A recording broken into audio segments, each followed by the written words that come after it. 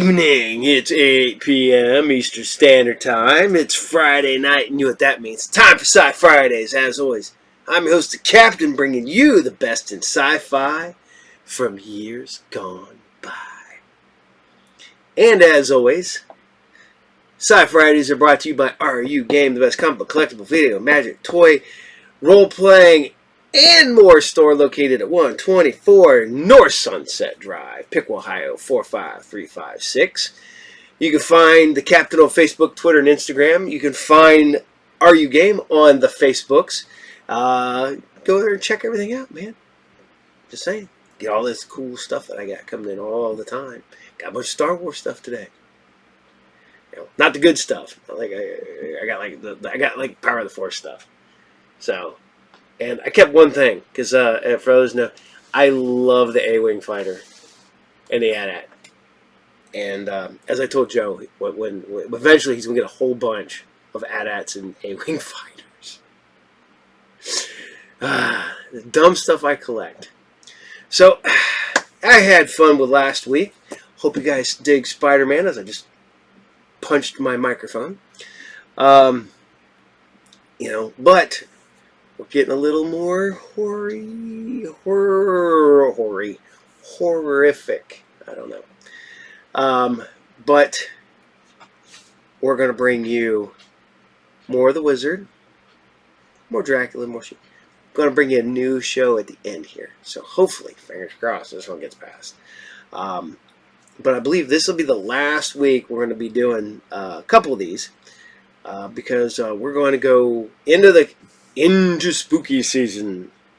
So yeah, this has been fun. Me and the Joe, and me and the Vince, and me and the Tina, and try to figure out Halloween this year. And Courage decides he wants to bark at Vince. I'm trying to figure out what I want to do this year. Last 2 years I took Vince out as Spider-Man. Year before that, I was a Sith Lord. Year before that, I was a Stormtrooper. Year before that, I was Godzilla. And Vince was Frank West from Dead Rising. Was that what you were for Halloween? Who are you going to be for Halloween this year? Just Frank West again. You're going to be Frank West again? Don't you want to be Chuck Green? No. Oh my gosh, that is a tight belt. Hey, dude, kid's getting big. Had to buy him a new belt today, or the other day. But he is happy. Come here, Vince. You gonna tell everybody what you got to do last Sunday?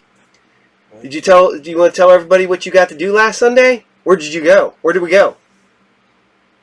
Did we go to a concert? Yeah. What did we go see? Fu Manchu and Clutch. Fu Manchu and Clutch. First time you got to see both of them. First time I got to see Fu Manchu. 10th time for Clutch, because Clutch is one of my favorite bands. It's tied now. I've seen Rob Zombie / White Zombie 10 times and Clutch 10 times. And we're going to see what comes first. Although, I'm not going to lie, Power Man 5000 is a close third. I've seen them a lot. A lot of stuff. I got to see them for free a lot, which is weird. Jeez, man, that's crazy. I don't think I've ever paid to see Finger 11, and I don't think I've ever paid to go see Power Man 5000. Well, no, I've paid to see Power Man 5000. But I got to see them a lot for free. See, this is what happens when you have friends that either work or own clubs. Just saying. So, all right, before I ramble on too much about that, man, we want to talk about Halloween. It's getting that time of the year. And the Captain's really thinking about what he wants to do for Halloween this year. Me and the Joe have been talking about going as Moon Knight and Mr. Knight.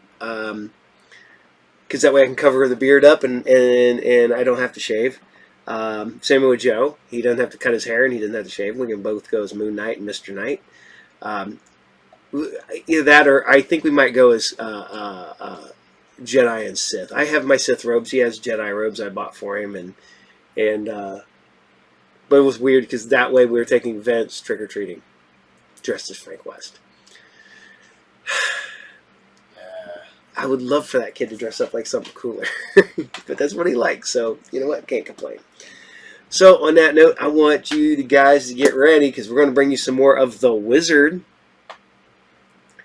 And yeah, I've heard this described as you know, lighthearted MacGyver. You know, people compare, and I'm like, man, I think this show would work again. I think if they brought this back, may not be able to do it with a little person. That's all I'm saying. But I bet you Peter Dinklage would take it in a heartbeat. That's all I'm saying. Peter Dinklage or like Brad. Forget his name. That's bad. I probably should script this and write this down, but this all comes to me as I go. Very rarely do I edit because I'm a mad, crazy person. But man, yeah, I'd like to see this come back. But on that note, we're going to do The Wizard episode 16. We're close. There's only 19 episodes. And this is Gypsies, Tramps, and Thieves. Enjoy.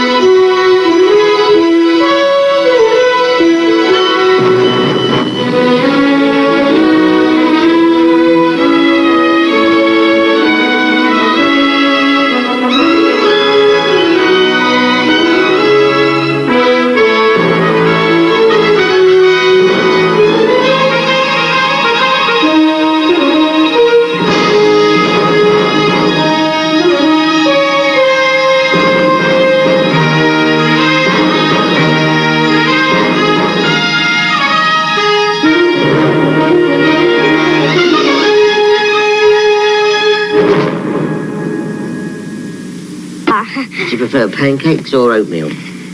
Doesn't matter. Now, I think I can help you, but I'm going to need your help to do it, all right? I'll try. You see, I think there are clues hidden in the things that you see, so I'm going to need you to remember everything you possibly can. Okay.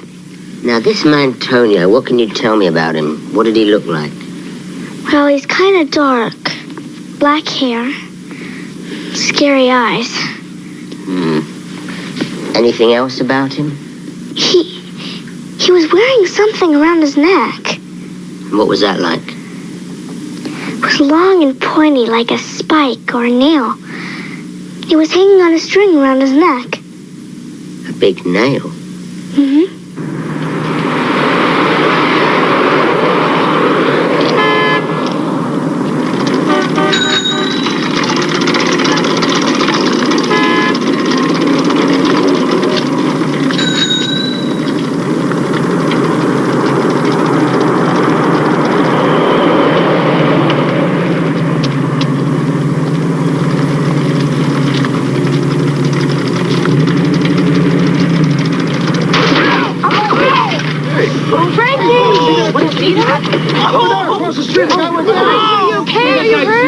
Is he all right? Jimmy, just What do you expect? Don't you know how to do it? It was an accident. I didn't see him. He came right out of... Jerry, go call a paramedic or somebody. Right. They can't move. Somebody call the cops. It was an accident. He pulled right in back of me. Right into the space. No, don't touch it. He was driving and then just take it easy. Take it easy. We'll get an ambulance and get you right to the hospital. No. Did anybody call over there, officer, right over there. No, he came in right behind me. He was right there. Trying to take my wallet. Hey! Hey, stop that girl! No! Hey, you kids, stop! Gypsies? What makes you think it's gypsies, Simon? Because superstitious gypsies often wear a nail around their neck. It's meant to be the fourth nail. It's an old gypsy legend.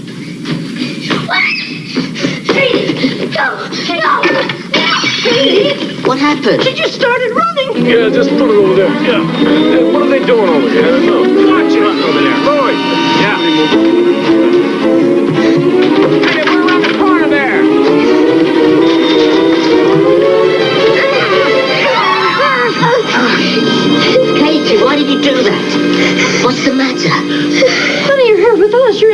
grandma's house, remember? Make it stop, please. I will, I promise. But before you forget, you must tell me everything that was just happening to you. We were being chased. What do you mean, we? Who are you with? Another girl. We were running. From that man, Tonio? No, from policemen. Policeman? Why were police chasing you, Katie? I don't know. Well, where were you running? What did it look like? It looked like an alley. Were there any signs there? Any buildings? There was a building.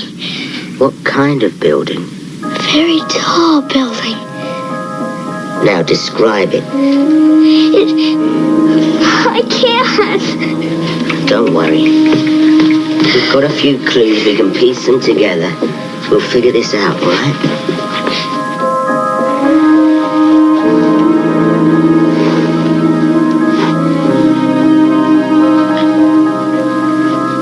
Looks something like this. Is that the whole building or just the top of it? The whole building.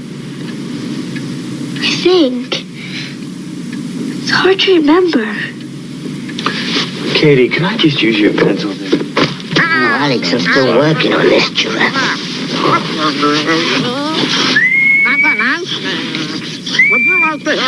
It's meant to turn off when you whistle, but I think it's deaf. Be quiet. It's got a lot to say for itself. Building looks something like that? Yes, it did. That's what it looked like. You be quiet. I've forgotten where I put the switch now.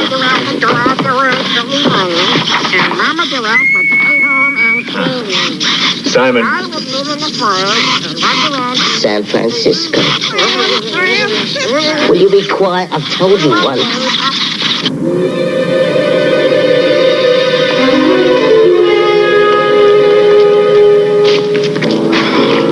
We've looked everywhere. The runts ain't around. We gotta keep at it. Tonio wants him back. Come on.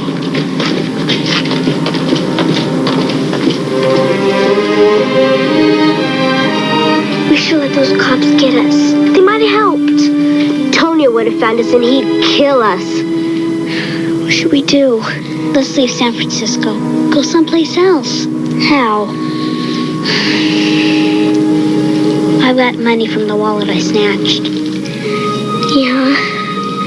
But if Tonio catches me trying to run away again, we can find another gypsy camp.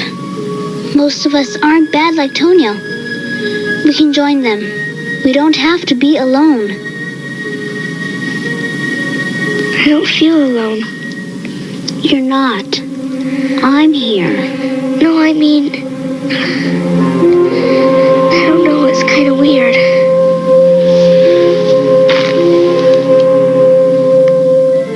I think they're gone.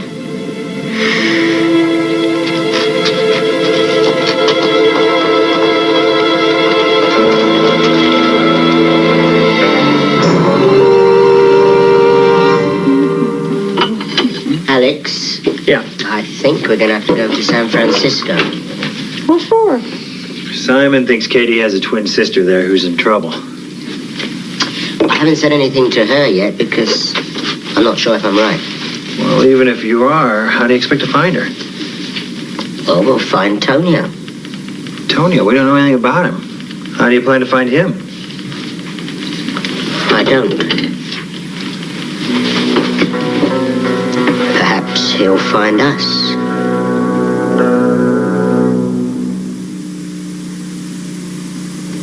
An outstretched hand is all that it takes. M&M's chocolate candies light up that face. M&M's will always bring a smile. All the world loves M&M's. Pure milk chocolate joy for everyone.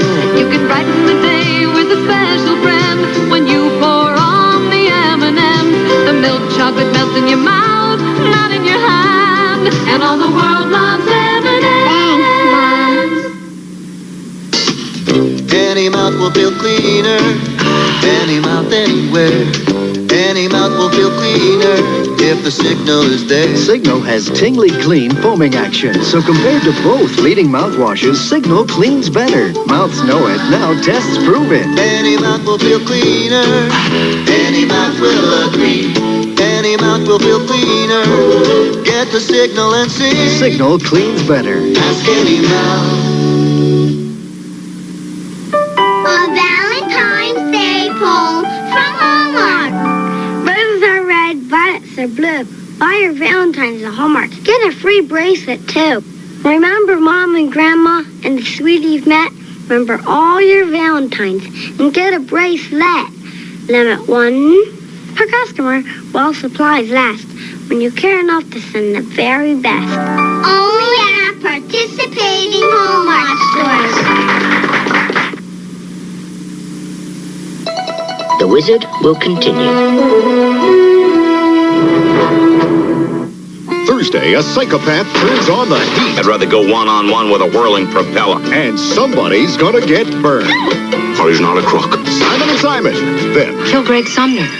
Say goodbye to your family. We should go to the police. You're not CIA. What are you, sick? Knots Landing, Thursday on CBS. Sunday, Charlene's high school friend shows up, and guess what she does for a living? We have reason to believe she's practicing the world's oldest profession. Monette's a carpenter? Designing women. What happened? Nothing. Then, it's the family that laughs together and sticks together. The premiere of Nothing is Easy, Sunday on CBS. This is CBS. At Mid-Kansas Federal, we started small by making a few home mortgage loans to our friends and neighbors. Well, word passed from friend to friend, and we made some more loans, and some more, all one at a time, to people we get to know. Today, in addition to being our area's leading lender, we're helping customers save through refinancing. If you bought your home in the past 8 years, chances are we could save you thousands of dollars. Mid-Kansas Federal, where everything banks should be, but aren't. Channel 12 Eyewitness News leading the way.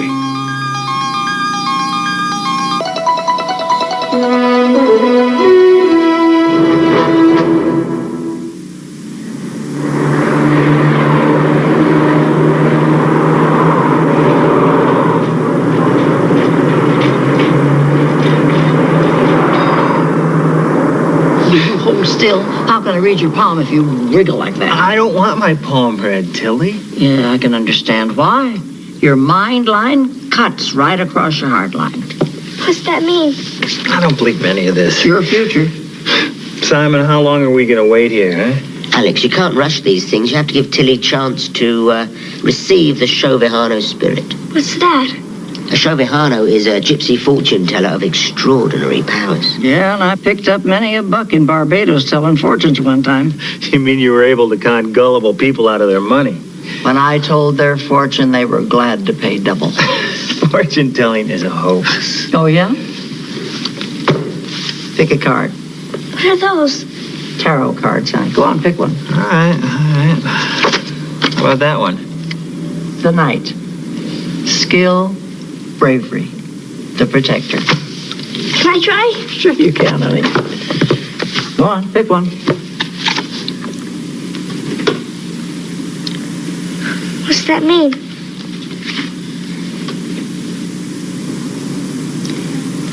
Oh, boy, honey, that's a special card. Whew, what luck. Double luck for you and your future. Someone's coming. We know what to do, right? All right, fine, but hurry.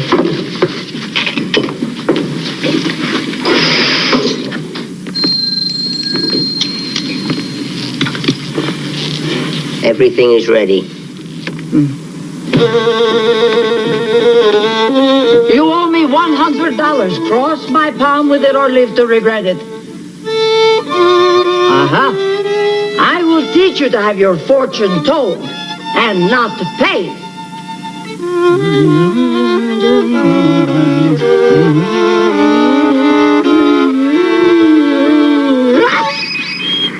Oh, forgive me. I had to take care of this little matter.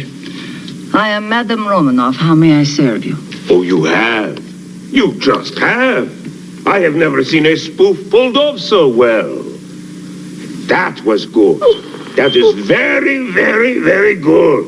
I might almost let you stay here if you reveal your methods to me. Where did you learn this? You know, a Shovahana's powers cannot be taught. They must come from inside. I am Orin Vanikov, king of the gypsies in this region. I am most honored, King Vanikov. Oh, the honor is all mine. And so is the territory in which you are operating. And you are much too good to be allowed to be competition.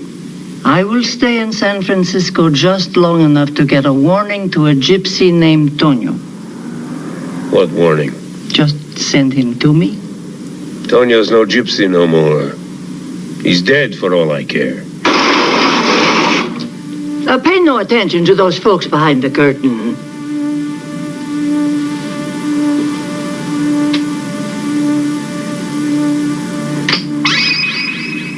You're not a Shovahana.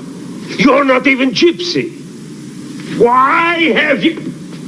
Ah, she is why. I have seen her with Tonio. You have?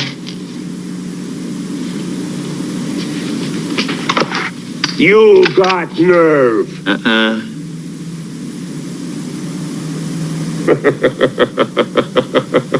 Lots of nerve. I like that. Ah, this is a scam I could make a fortune from.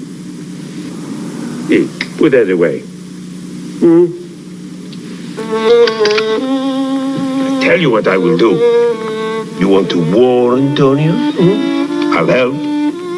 Now, I don't know where he is, but I will get the word out that a very powerful Shovahana is looking for him.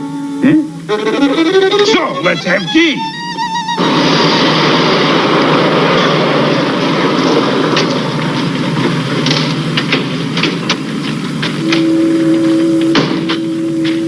Mr. Parado, how are you? Fine, Tonio. And my friend, how are you? Good, real good. There's something I want you to do for me. You do it and 25,000 is yours. Hey, what's the job? A torch. But whoever sets it may not beat the flames out the door. No problem. I got a worker that no one will miss. Good. Here are the details.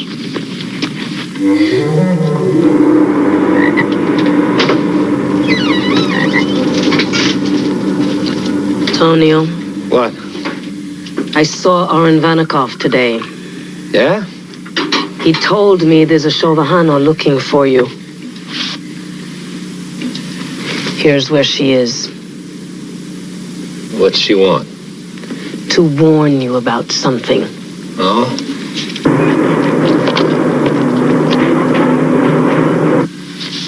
Simon, what do you say I go out and have a look around for this Tonio? Alex, don't worry. He'll be here, I'm sure. Simon, what did that man mean when he said he had seen me with Tonio? Come on, let me tell you the rest of your fortune. Katie, there's something I haven't told you yet. I wanted to make sure it was right first. I didn't want to get your hopes up. Well, what is it? Well, these things you've been seeing, these visions, they might not be coming from you. It might be what somebody else is seeing. Who? Could be your sister. I don't understand. Well, I think you may have a sister somewhere. A twin sister. Somebody that you feel very close to, but you don't really know them. A sister? Well, where is she? I want to meet her. We think she's somewhere in San Francisco, but we have to find out where.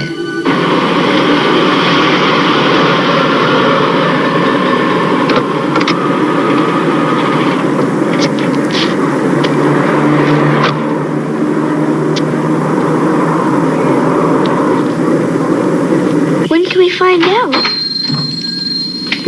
Shh.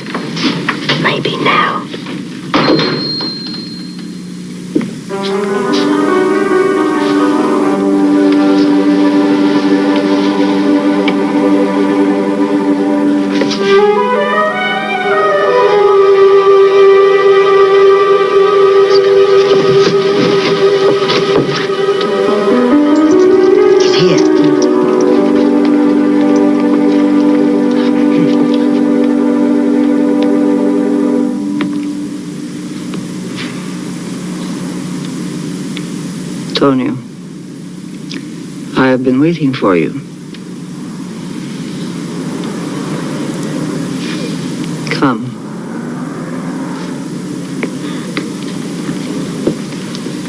Sit.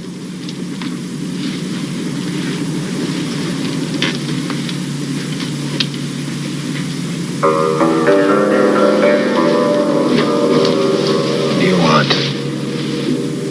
Watch and see what your future holds.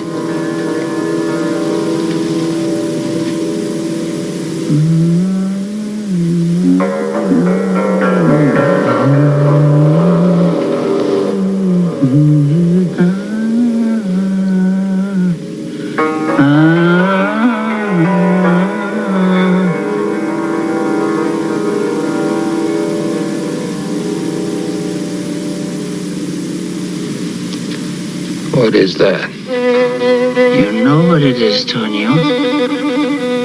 The owl, the bird of death. Oh. Crystal never lies. What do I have to do to stop it? Bring the children to me.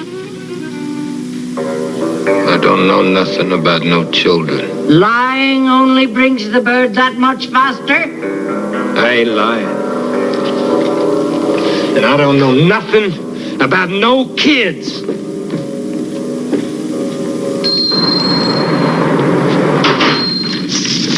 Okay. Oh, it's okay, we can follow him. Oh.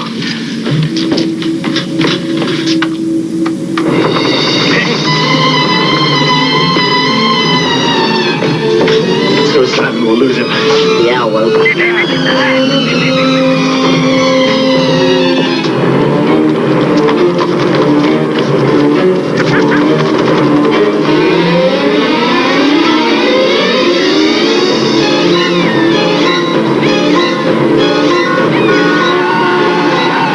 Hey, you jerk! You got a death wish? Look out, stupid!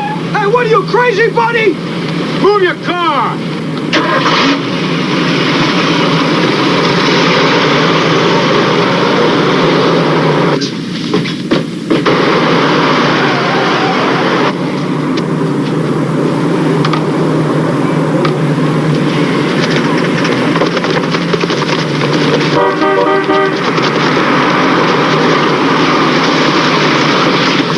Get me out of here. Come on.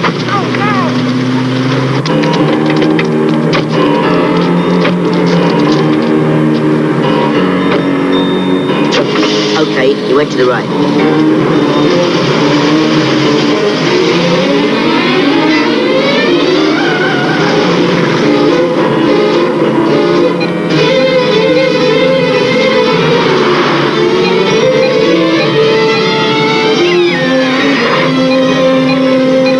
It'll be night soon, Simon. Don't worry, the owl can see in the dark.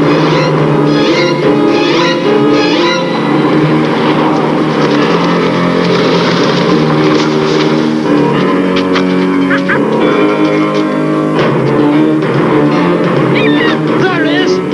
Give me the gun. Give me the gun.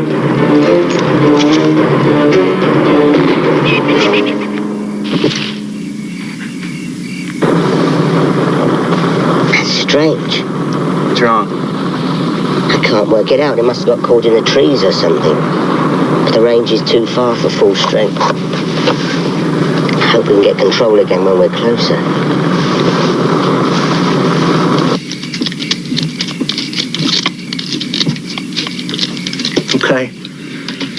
Okay, I got the magnesium and the fuse hooked. Here's a timer. Be careful, I don't want to burn ourselves up.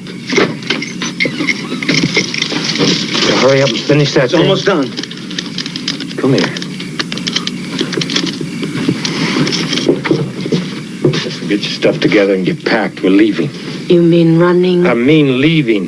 Me and that Gazzo got one last job to do for Mr. Parado, and then we'll have enough cash to get away from this place. It's ready. Good. Put it in the car. What are you gonna do? You just be packed and ready to go when I get back. What are you gonna do, Tonio? She's gonna make me back my investment in her, and if she don't mess up, then she don't get hurt. Mess up doing what? Well, it's nothing complicated. All she has to do is push a button and then walk out of Mr. Parado's building on Henry Street before it burns down. No, Tonio. Now it's the time for you to decide. Who's more important, that Garcio or me? You, Tonio. But there's nothing else to say.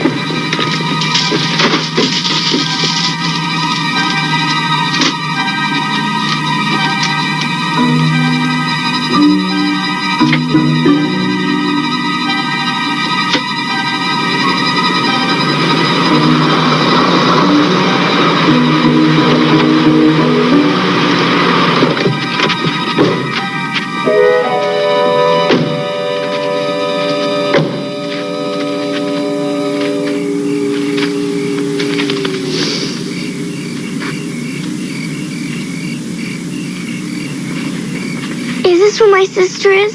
I don't know, Katie. Anyone home?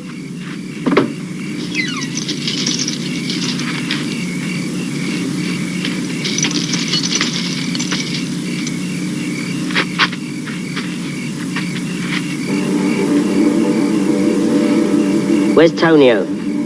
he's not here. Do you know my sister? Your sister? Yes. Yes, I do. Well, where is she? She's with Tonio. Where is he? Where'd he go? She don't know.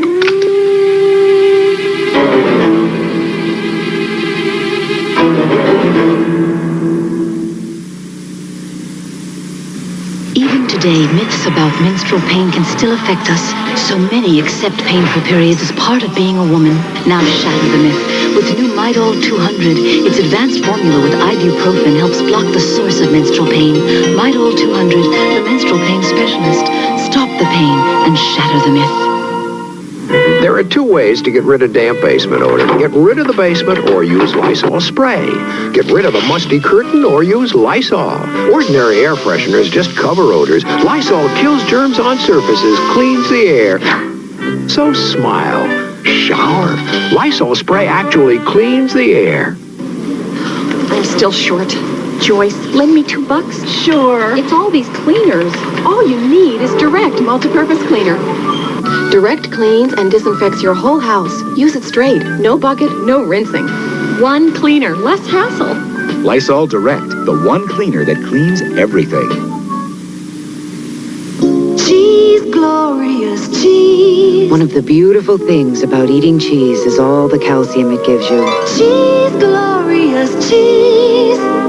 It's one of nature's most concentrated sources of calcium. What else is so wonderful?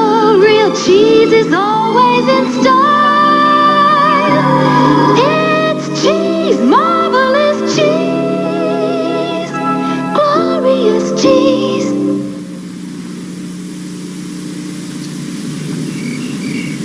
What is this? Who are you? This is Madame Romanoff. She's a Shoviano. You're the one Tonio saw. That's right. And if you do not wish to suffer his fate, you will drop those weapons. How'd you do that, huh?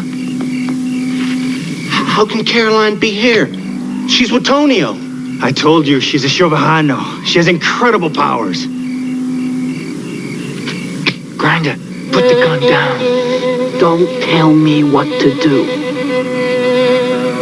Do what she says. Put those away. No, I don't believe her. This is a trick.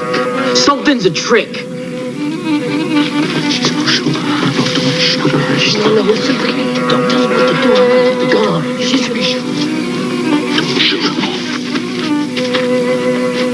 Let's see how powerful this Shovahano is.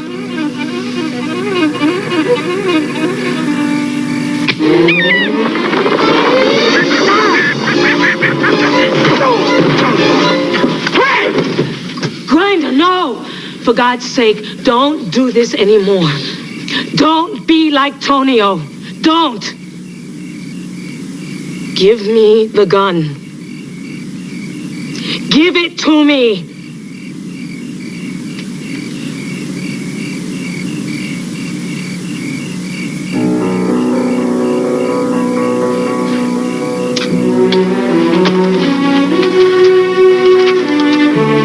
Where's Caroline?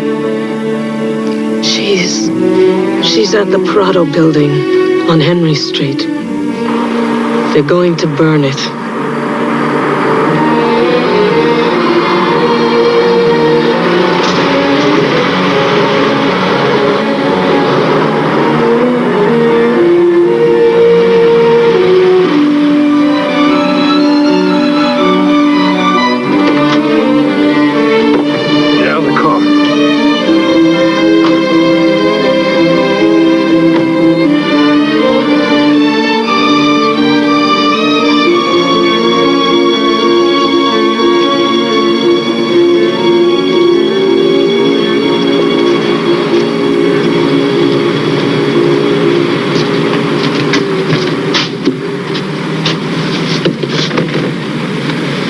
Get up here.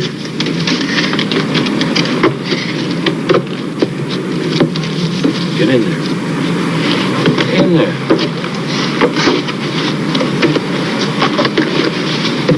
Now you take this in there. To your right are the stairs that lead down to the basement. Now you lay this in the middle of the floor. Now the timer is set for a minute. You just push this button, you see? You understand me? Just push this button, that'll start it.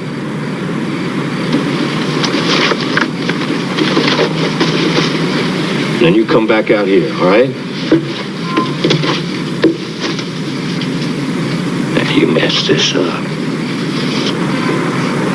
And I'm gonna punish you real bad.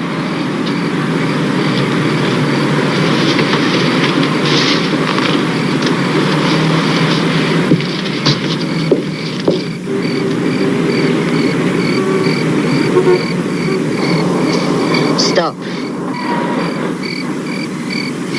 There's his car. Turn off the lights.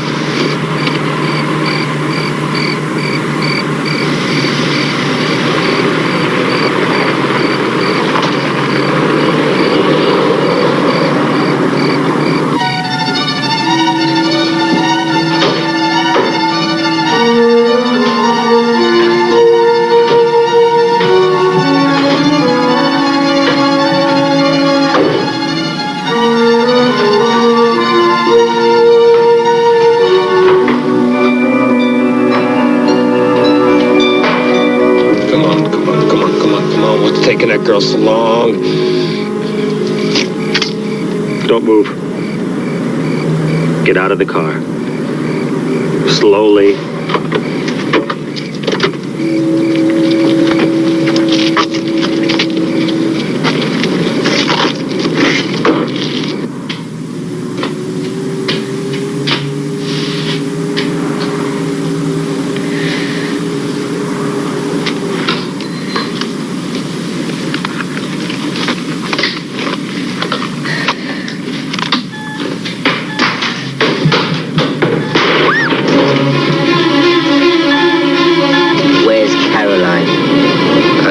No, Caroline.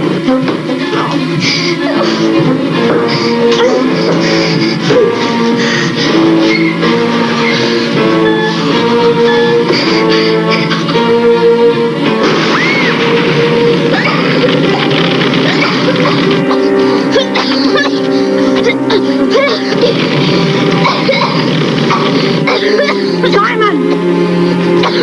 Trouble. You.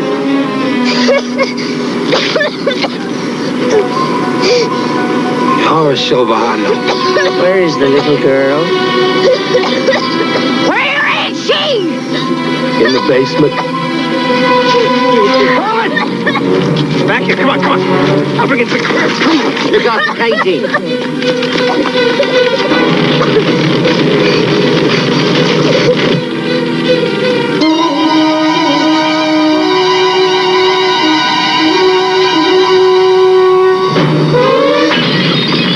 Caroline, are you in there? Please, help me!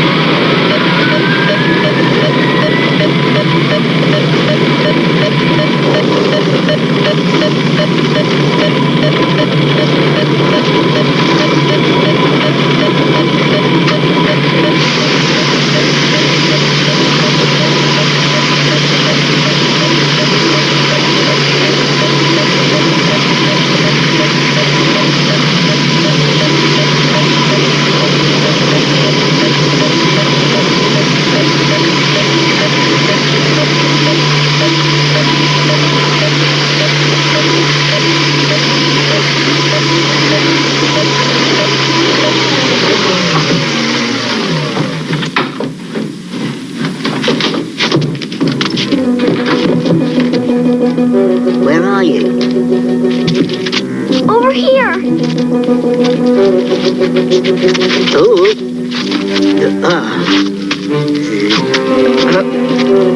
I'm coming. Yeah. She does it. Hi. Who are you? Friend of the family's.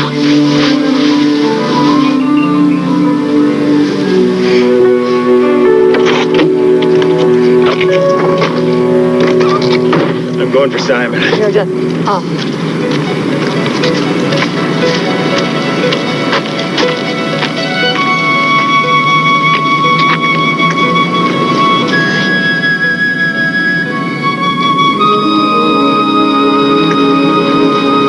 Caroline, this is your sister, Katie.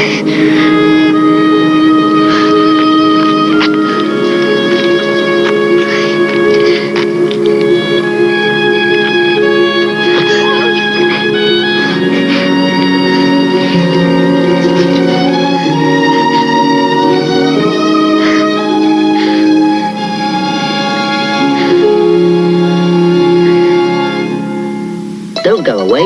We'll be right back.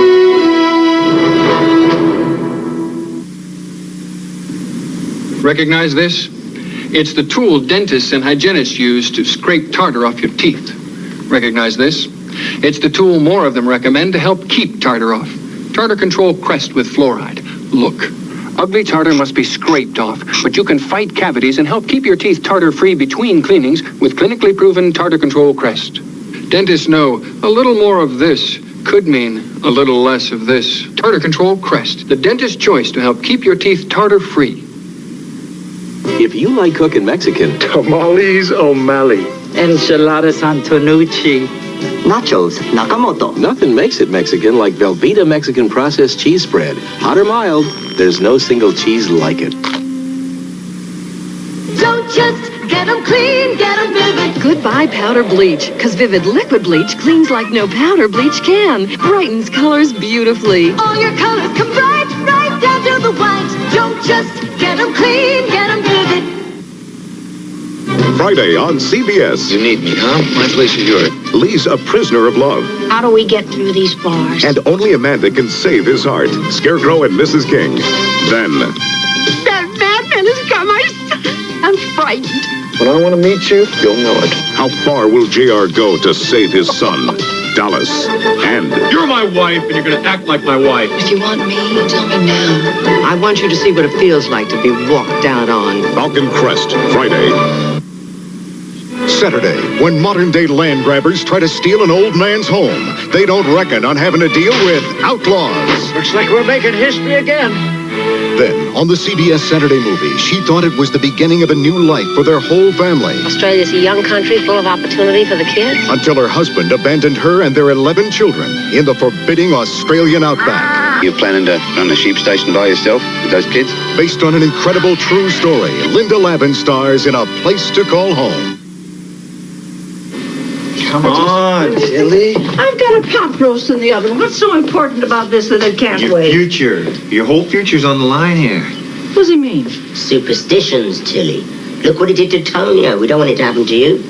Now, all I want you to do is go over there with this hammer and break the mirror. Break a mirror on purpose? That's right. Break it and show that superstitions only have a hold over you if you believe in them. Now, come on. Go on, you can do it. Oh, honey, what a cute little outfit there. Where's Caroline? Upstairs. She's getting changed. Oh. Tilly, quit stalling. I am not stalling. I am being polite. Come on, Tilly. Just a tap will do it. Step back, honey.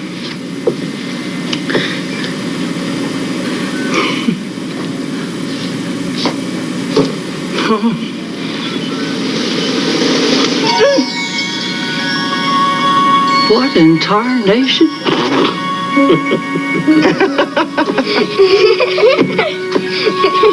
You were willing to break it. That's all that counts. And then it didn't count.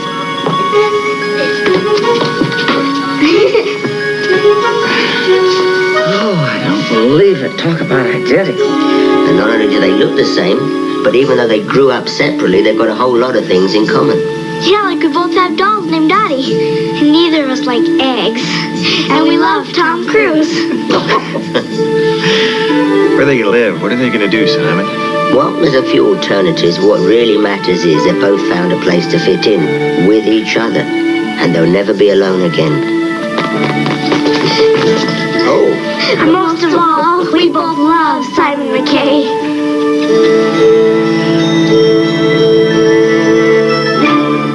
Supporting the fight against arthritis is as easy as picking up the phone.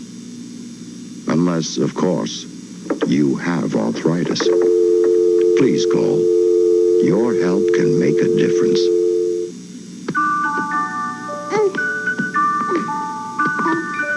Some people with arthritis have trouble walking. Please support the fight against arthritis.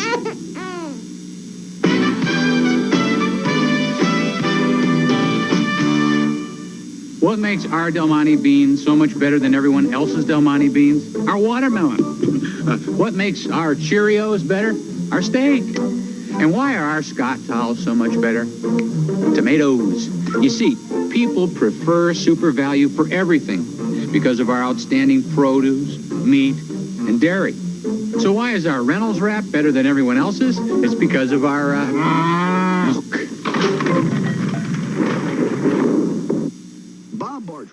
I'm not gonna lie, one of the most irritating things ever is books that do this.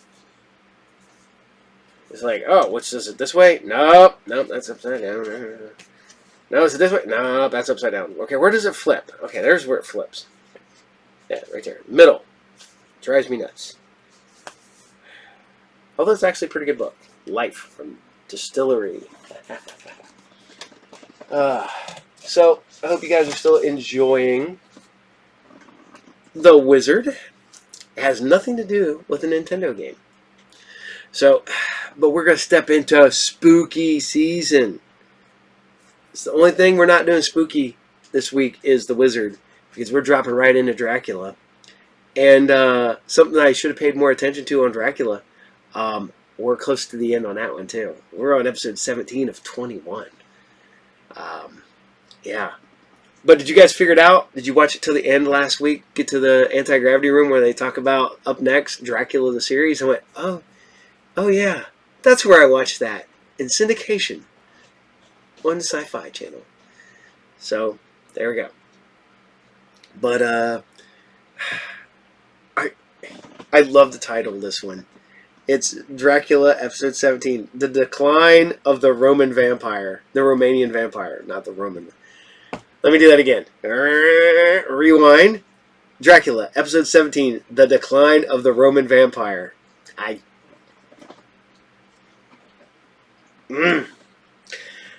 Dracula, episode 17. The Decline of the Romanian Vampire. Was it third time's a charm? Jesus. Okay. Enjoy.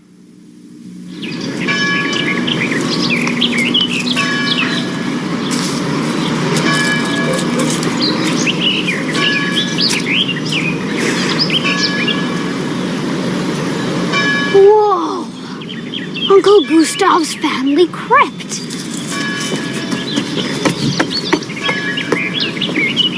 Good thinking. Great way to keep out vampires.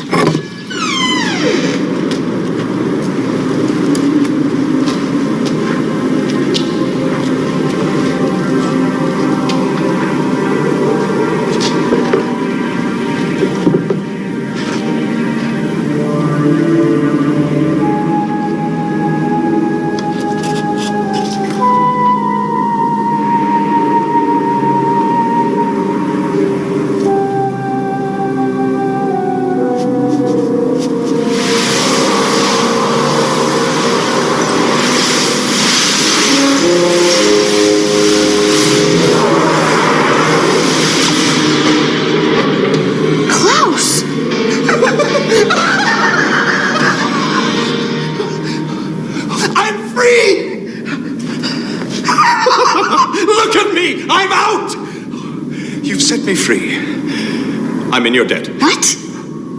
Oh, you broke the circle of holy water that imprisoned me. And as an expression of my gratitude, I'm not going to suck the life out of you. Until we meet again, of course.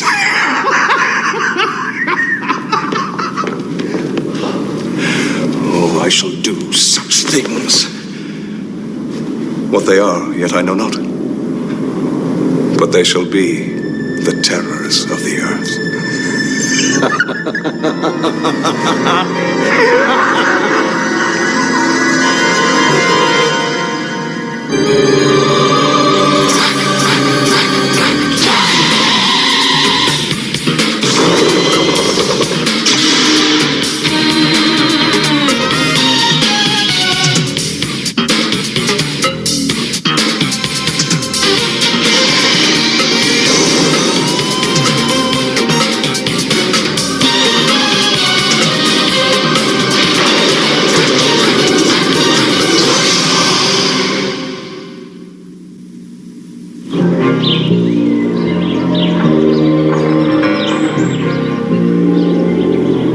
This is a very serious matter. Very serious indeed. You had no business going in that crypt.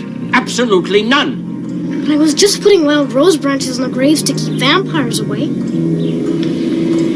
I'm sorry, Max. You couldn't have known. It's just that with Klaus loose, anything could happen. Yeah, but I don't understand what he was doing in your family crypt. I had sealed him in there, trapped him, because I wanted to... We're back. The movie was sold out. The nutty professor always packs him in. I'm very glad you're home. I want the three of you to go to Uncle Willem's for a little while. What? Why? The vampire Klaus is on the loose, and I'm sure he'll come after me. Well, then we'll stay here and fight him with you. No, I appreciate the offer, but as they say in the Westerns, I want you out of town by sundown.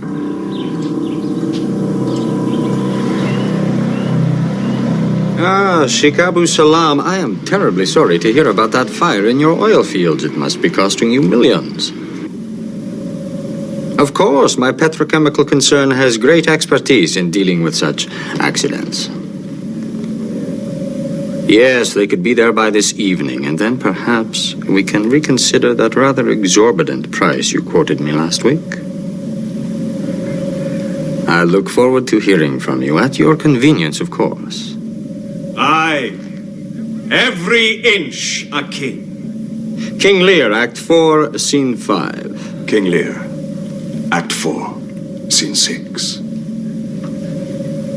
And the speech continues, when I do stare, see how the subject quakes. I would advise you to bear that in mind if you've come seeking revenge, as I assume you have. I have. But not against you. I stood by and allowed Helsing to seal you into that crypt, and you don't bear a grudge. I did at first. I spent long, bitter hours consumed with thoughts of vengeance. But then I realized that you were right. Indeed. I had a great deal of time to think, Alexander. Eventually, I realized that I had no one to blame for my predicament but myself. And? I was too rash, too emotional, too unstable. That's what got me trapped in there. I know that now. Take me back, Alexander. I shall prove as loyal and dedicated a soldier as you could ever want.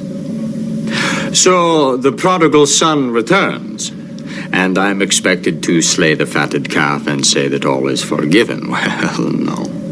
What if I were to offer you a triumph you've so long desired? What if I were to offer you Gustav Helsing? Easier said than done, as I have learned from bitter experience. With all due respect, I have one great advantage in dealing with Helsing.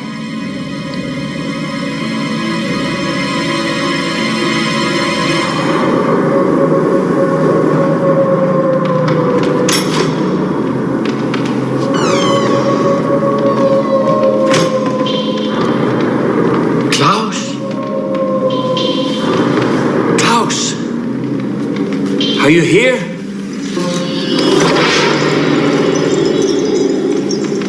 Father, I knew you'd come if I offered you what you really want. You can't give me that. In spite of everything that's happened, I really do wish I could be your son again. But we both know that's impossible. I'm beyond help. That is why I offer you this triumph over Dracula. You said you'd show me his resting place. I will show you where he derives his powers. Where he's most vulnerable. Where you can finish him off once and for all. And then, maybe then I can await a cure. Where is Dracula? He's around here somewhere. Dracula!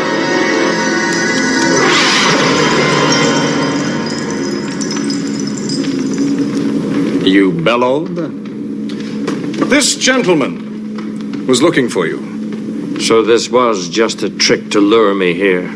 And not much of one, Helsing. I must say I'm disappointed in you. Your death is going to be almost anticlimactic. It will be hard for me to savor this ultimate triumph. But I suppose I'll manage. Well done, Klaus. Thank you. It was embarrassingly easy, really. Yes. Perhaps old Gustav is growing a bit simple. Perhaps he is. But then I'd say the same thing applies to you. I beg your pardon? Oh, haven't I made myself clear? Please, let me explain. This deliciously small bit of plastic explosive has enough power in it to destroy an entire wing of your castle. Pity about the furnishings, Alex. Now, let's set it for, say, 30 minutes? What foolishness is this? I could survive any explosion. True. However, I think you'll feel a little worse for wear around this. My God.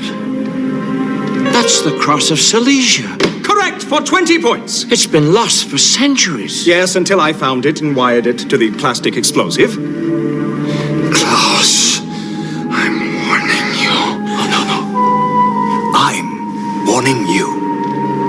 Now that the front is off the lead-lined box, your powers are disappearing even as we speak. Luckily enough, I had the wisdom to equip myself with this rather dashing cape, made from the rarest silk of Silesia, which, as you know, Alexander, negates the effects of the Cross of Silesia. Stylish and functional. Unfortunately, Alexander, you haven't dressed for the occasion, so you'll be quite dead in, about 30 minutes. Well now, isn't this a coincidence? It looks like you two will blink out of existence at precisely the same moment, leaving little not-so-old me to pick up the pieces. Well,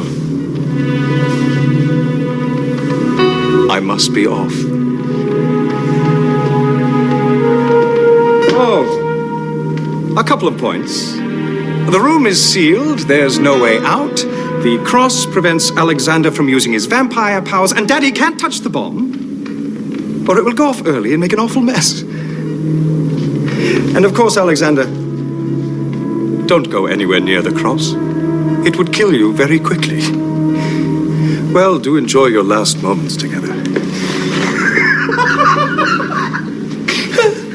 Ta-da!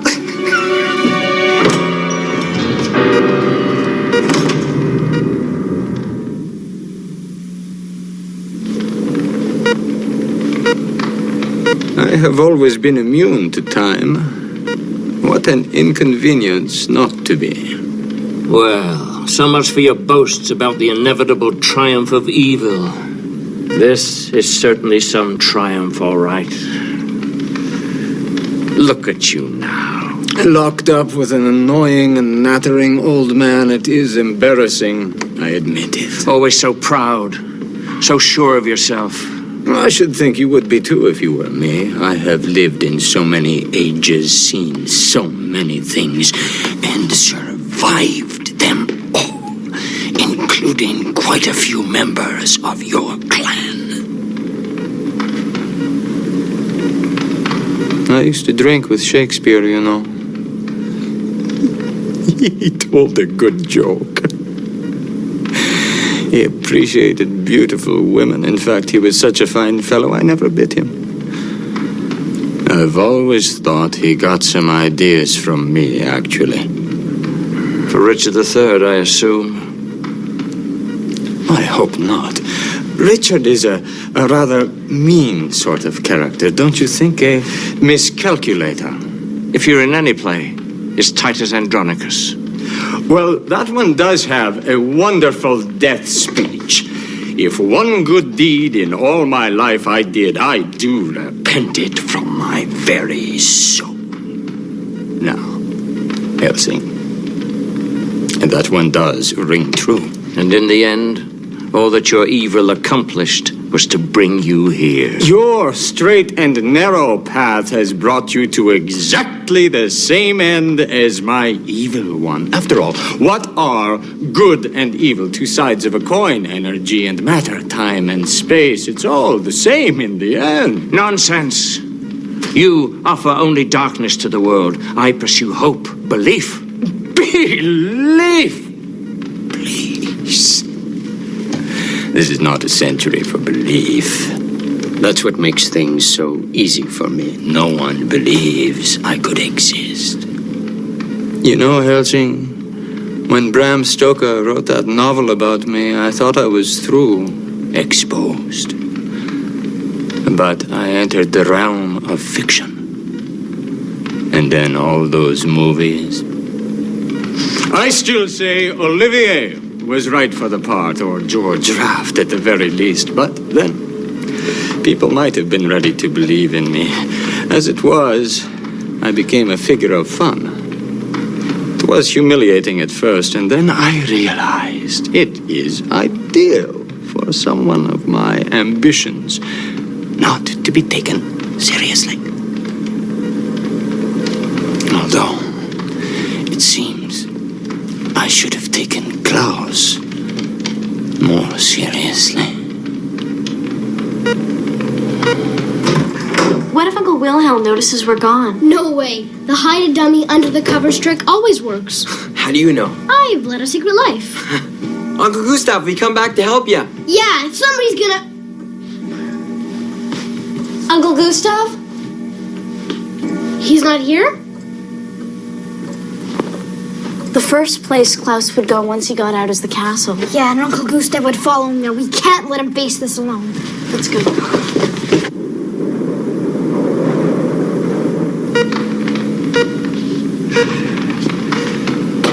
7 minutes left. You are the vampire expert. Tell me how to protect my powers from that thing. Isn't it ironic that you should die at the hands of your own creature? He is your creature at least as much as he is mine, Helsing. Be careful how you throw your ironies around. Weak or not, I could still destroy you. What good would that do? It would give me enormous satisfaction. Would you prefer to die like this than to wait for the cross to finish you? Perhaps you would prefer a torn throat to the wait for the bomb. Better to end fighting than waiting. I couldn't agree more. At least one of us will know a final triumph. Are you sure you have the holy water? For the third time, Sophie. Yes! Have the holy water. Someone has to check these things. I just want to be prepared. That's all. For the unexpected, I hope.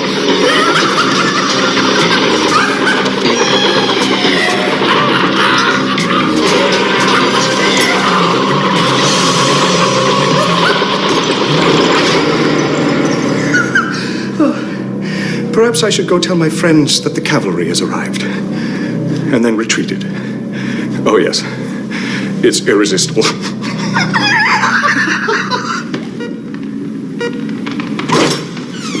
Oh, gentlemen! Gentlemen, I thought I'd just tell you that the children were here, and I tore their throats out. Oh, now, you only have a few minutes left. You're not going to waste them playing hide and seek. Answer me!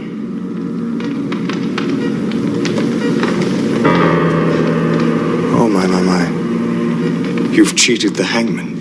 You've killed each other instead of giving me the satisfaction.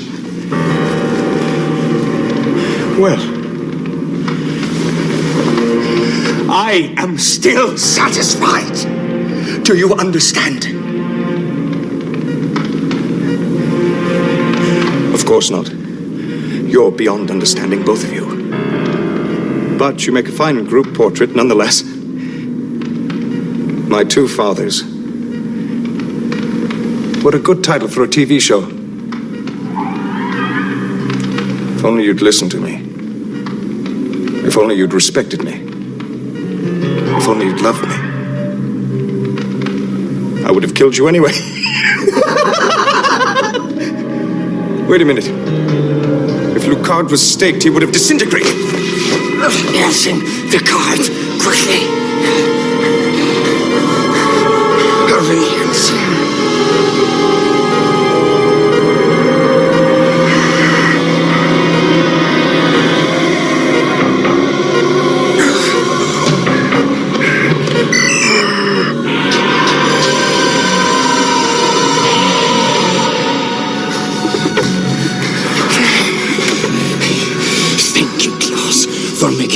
Supremely stupid mistake we both knew you would make. You never could resist the chance to watch your victims dangle. And so, even in my weakened condition, I was able to plant that temptation in your mind. Helsing, the cross. Father, you have him now. The creature that took me from you. This is how I wanted it. Kill him. Helsing, we were partners.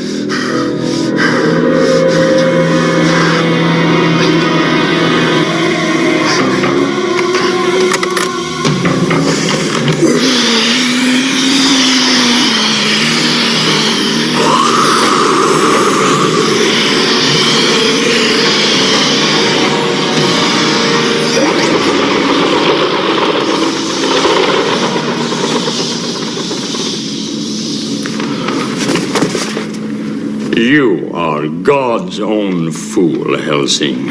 What makes you think I'm not going to kill you now? I just spared you. We worked together to save ourselves.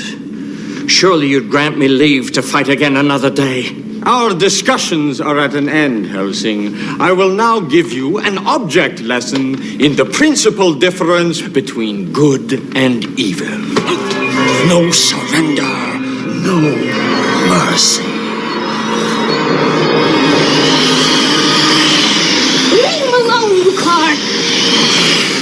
front of that box, Max!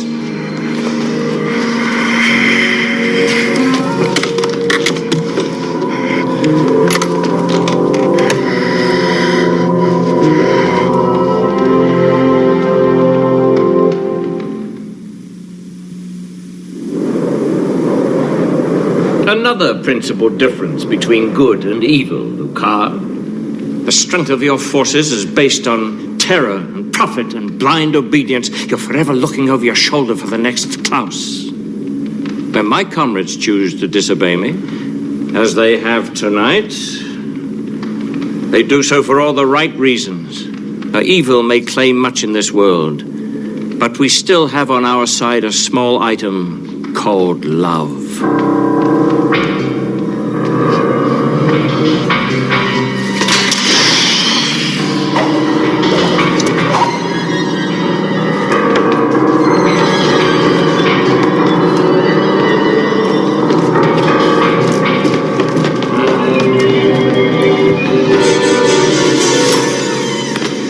He has no powers in the presence of this cross. That was his only escape. Whoa. Now this thing could come in handy.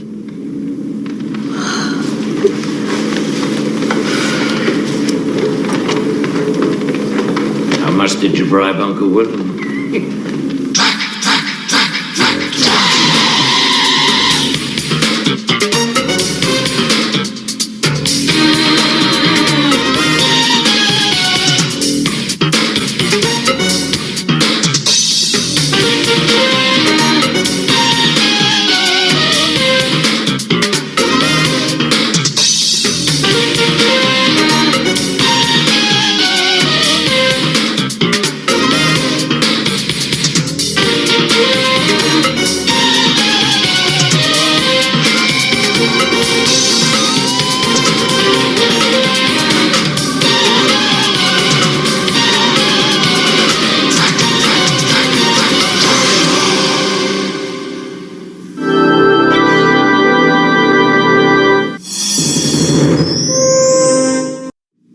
I was tired, listless. My hair looked bad. My dog moved away. My life was as bland as your average chicken sandwich.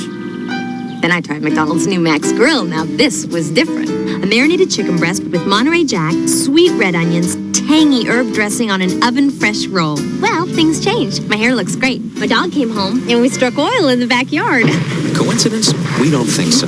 Try McDonald's new Max Grill. Further proof that what you want is what you get. At McDonald's today. Introducing Quackers, little ducks with a lot of flavor. So now, all the cheddar cheese flavor of a cheddar cheese puff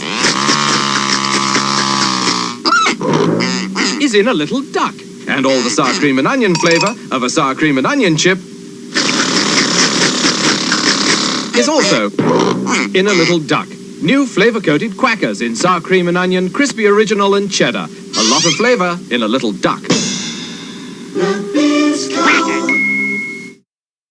It only happens once a year. The spirit, the spell, the haunting of Halloween 1987. The treat is all day, all night horror. The trick is to get out alive. From the true masters of scaremonies to classic tales of terror, you're invited to celebrate Halloween 1987. Saturday on USA. Okay, so I hope you guys dig Dracula. Like I said, only a handful of episodes left. We'll be burnt out of this by the end of spooky season. So, I had somebody refer to me wearing the glasses that I put off the sexy librarian look. And I went, excuse me now? What? Because nothing about this says sexy librarian at all. Yeah. You told me I look like a crazy mad scientist, lab assistant, librarian. I might tend to believe that. although my wife and my friends have told me, they're like, but guys can be sexy librarians. I'm like, I'm not saying guys can't be. I'm not double standarding. No. I'm just saying, I can't be a sexy librarian. Look at me. So, you know what can be? Sexy werewolves. That's right, sexy werewolves. I want to know the first sexy werewolf. I'm going to say Sybil Danning in The Howling 2, which so many people hate. And I absolutely love that movie because I found that movie at the exact wrong time as a teenage boy. And, yeah, that caused some issues later in life. Had this discussion with some other friends. So, here you guys go. This is She-Wolf of London, Episode 3. Enjoy.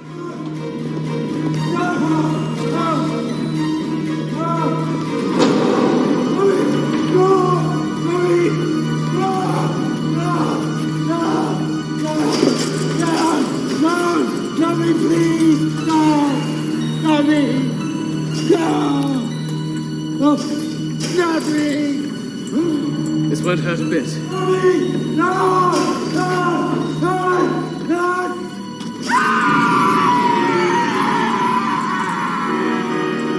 Not me! No! Not me! Not me! No! No! No!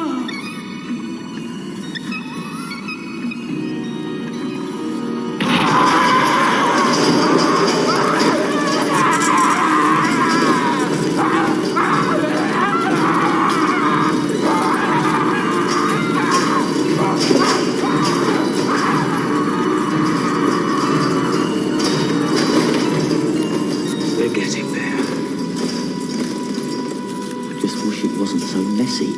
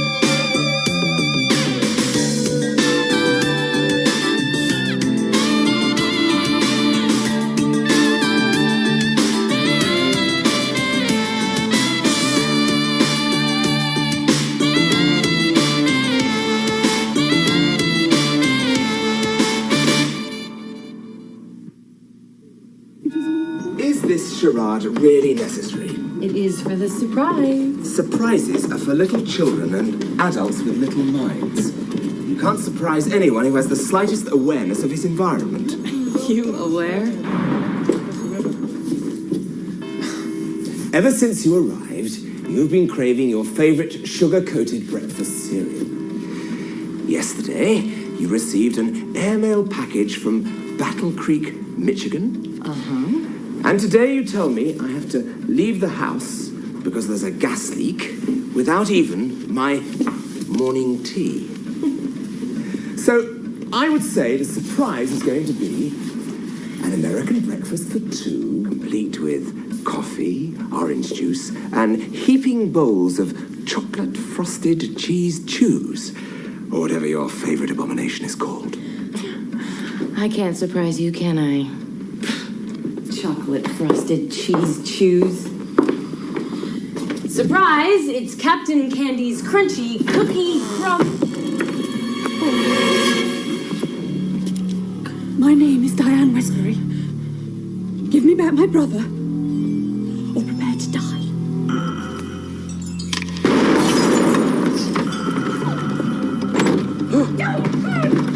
Okay, you surprised me!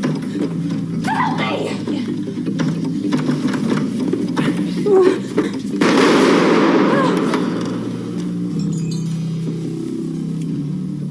Give me back my brother, Derek. Please, calm down. We don't know your brother, but if you just put the gun down, we can relax, have some cereal, and... You heard the lady. Give her back her brother. What would I be doing with your brother? Not that he isn't a perfectly charming chap. Or he would be, of course, if I knew him, which I don't. But I'm certainly looking forward to meeting the lad. Any brother of yours is a friend of mine. I found out about you through your new post office box. New? Don't play the innocent with me. This is the advertisement Derek answered 3 years ago, the last time I saw him. It's Dr. Six individual's personal experience in supernatural. It's almost identical to ours. You promised him a cure. And then you did something to him. A cure for what? Have you got so many victims you can't remember a werewolf? But we all know that werewolves don't exist. Came home after the full moon. Naked. Covered in blood. Sobbing. But my brother is gentle and kind. He wouldn't hurt a soul. But you know that, don't you? Miss, we don't know your brother, but we will help you find out what happened to him. You will? We will? We will. We will. Why should I trust you? Because you fired all 6 of your bullets. And if we had really wanted to have hurt you, we could have. I'm so worried about him.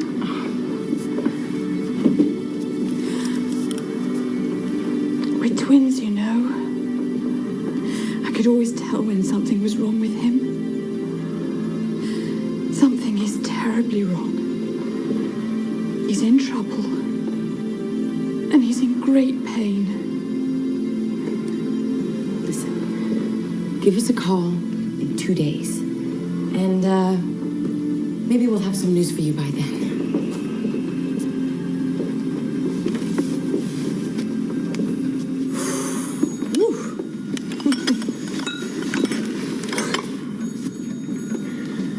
Your reward for a delicate situation, beautifully handled.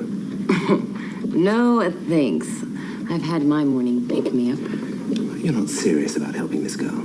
Come on, you saw how desperate she was. And what if Derek did find a cure? Then it's off to the Marble Hill Sanitarium for us. We can speak to Dr. Hatchard himself. Fascinating man. Takes in the most violent, mentally disturbed indigents and doesn't ask for a penny. So how do you know he took out the ad? Because that's where I stole the idea for ours. You know, this is something that requires finesse, tact, and nerves of steel. So, what's your brilliant profession? I'm Dr. Ian Matheson of the university, and this is my patient, Agnes. Agnes?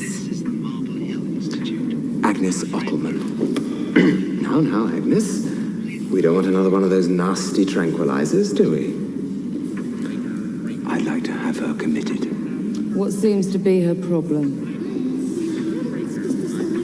She may look calm to you now, but inside she's seething. She's violent, abusive, savage. I've been treating her for years, but lately she's become completely uncontrollable. A shocking case, really. How shocking. She thinks she's a werewolf. Really?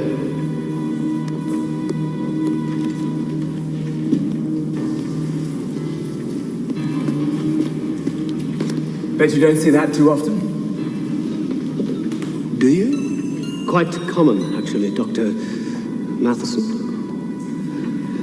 This is, yes, a woman racked by tremendous sexual desire and guilt, so that her repressed lust expresses itself through delusions of uncontrollable savagery. My diagnosis exactly. Can't take her anywhere without a straitjacket. I shall be glad to observe her for a few days. See if we can help her work through her delusions. Bashing. Did you think this is such a good idea? I think it'll do you the world of good.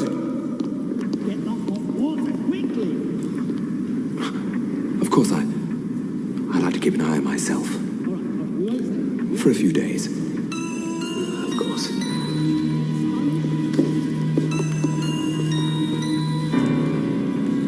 Good day.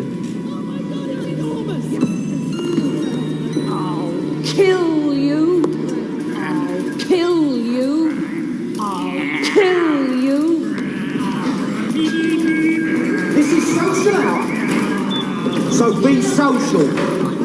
I'm a big fan of yours, Dr. Hatchard.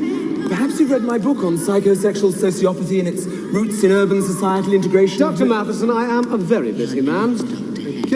Is there something more I can do for you? How about a peek at your research?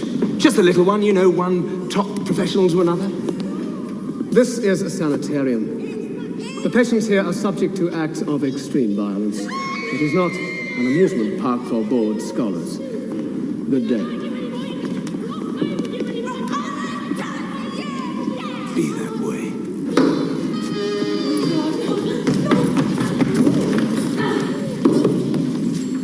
There are plenty of beds in there. Pick one. Of course. You'll have to fight Bertha for one.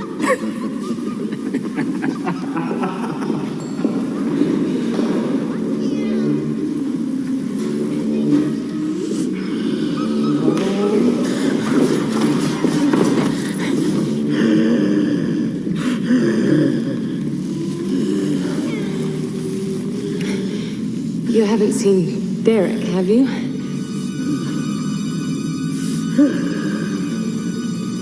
Guess not.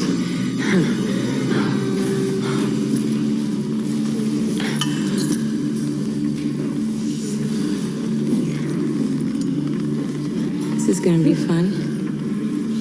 You hold a very important and influential position. You're the first person people see when they enter Marblehead. People don't realise what a big job admissions attendant is. It's a travesty. They just don't know how intimately involved you are in each case. How much you care. So true. You don't know how much it hurts to see these violent, troubled people come in, and it just gets worse and worse. Worse and worse? It's awful. Dr. Hatchard works so hard. A tireless, dedicated man. Was the work especially hard for poor Mr. Westbury? But he did. I think he must have cured him, because I haven't seen him in months. Months? That is good news. But enough of this shop talk. I want to know more about you. What do you say we share some of this fine establishment's culinary delights, and then delve into it?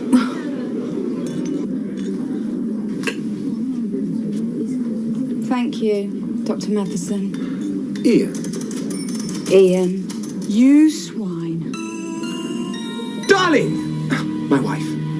She loves a big entrance. Your wife? I should have killed you when I had the chance. Look at the time. I must be going. It's been grand. Come along, Agnes. Agnes? Are you out of your mind? You almost blew my cover. I'll almost blow your brains out. And I will next time if you don't release my brother right now. Look, your brother was cured. He was released months ago. Cured? He's a werewolf. There's only one way to do that. He is alive. I can feel it. I can feel his agony, and you expect me to believe you. Be reasonable.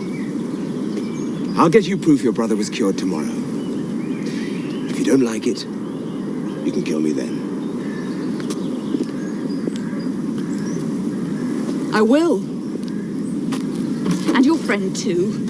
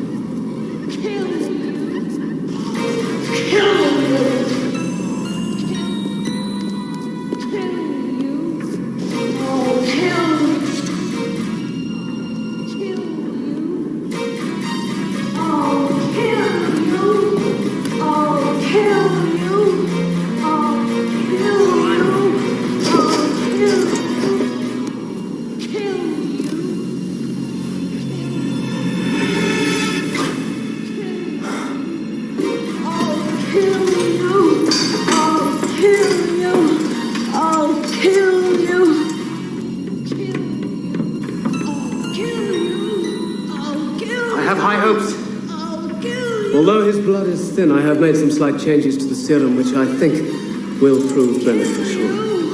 I'll kill you. I'll kill you. I'll kill you.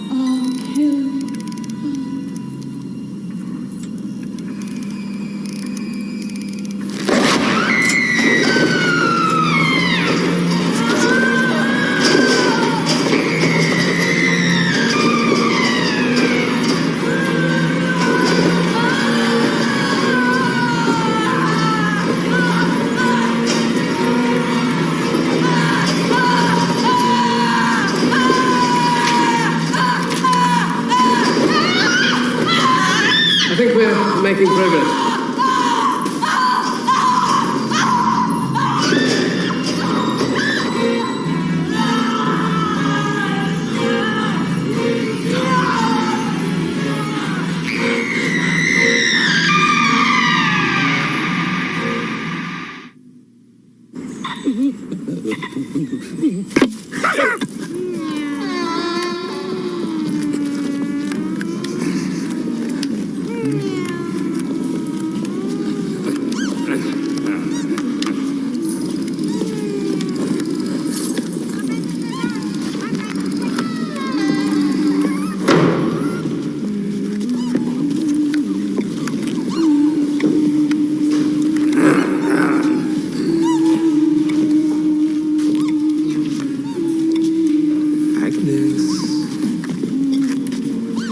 And how's our patient responding to Dr. Hatchard's aggression reduction therapy?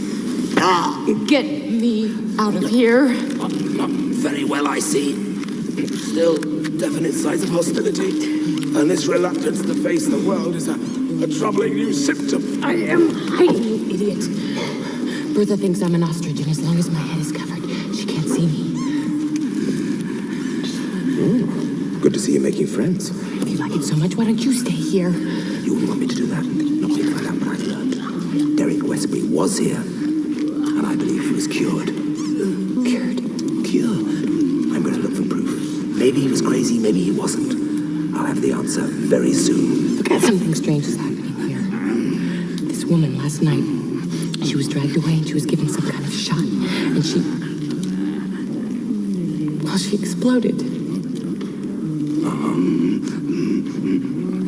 You haven't let them give you any drugs, have you? Are you kidding? I won't let them near me. Look, just sit tight a little longer.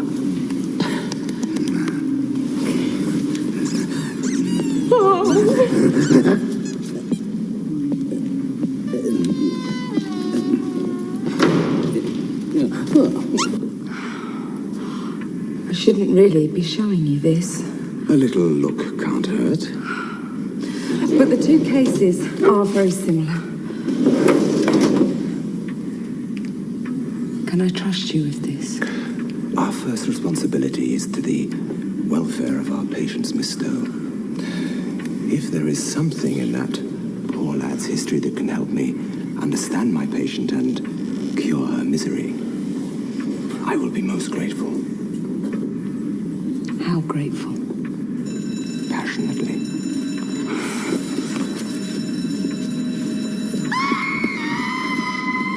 Shouldn't this say more than cured and released? Take me to Derek. Ah. Now. My assistant is here.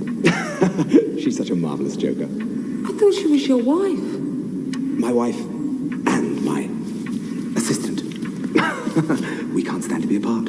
Get your hands off me, you pig! Isn't she lovable?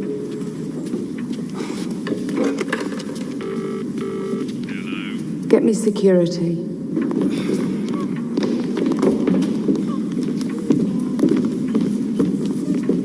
Take me to Derek.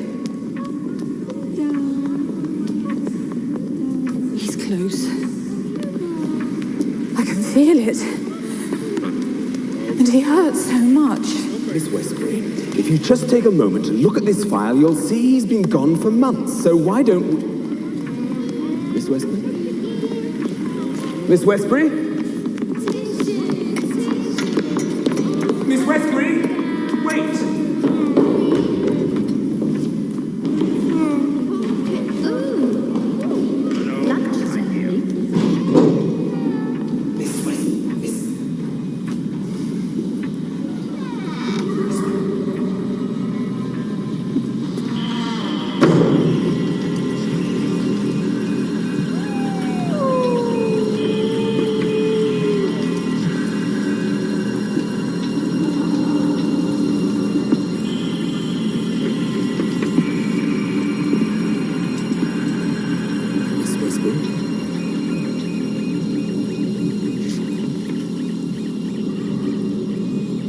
It's time to go home. Derek's in there. It's just a dog. Derek. Heavens. It's Diane. Don't. I've come to free you. You what? Are you crazy? Silly question. Can't you read the signs? A visiting hours ever so soon. We were just leaving. Leave me alone. There's no need to be so rough. Don't take your hands up. Derek! I'll come back to you, I promise! Hands off me! Let her go! Let her go! Miss Westbury! Miss Westbury! God, Miss Westbury! Miss Westbury, come back!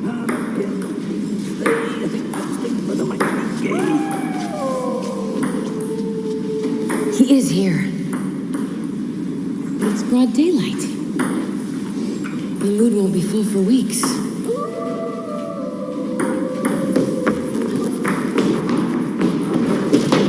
Derek! Derek!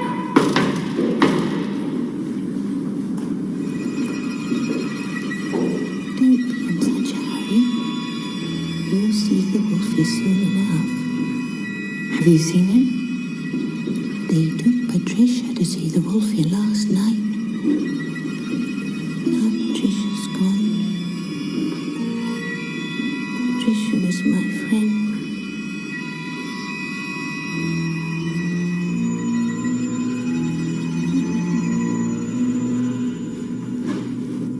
Miss Westbury! Miss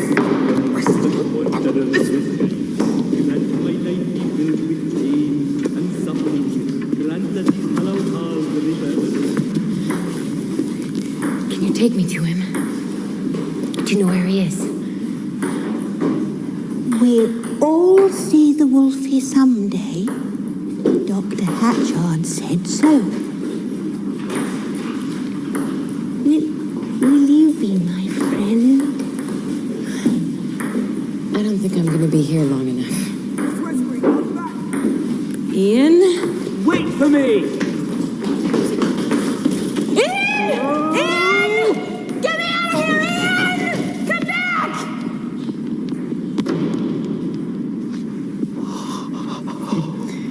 I guess I could always use a new friend. I like to think of myself as a friend to all my patients, Agnes. Time for your shot.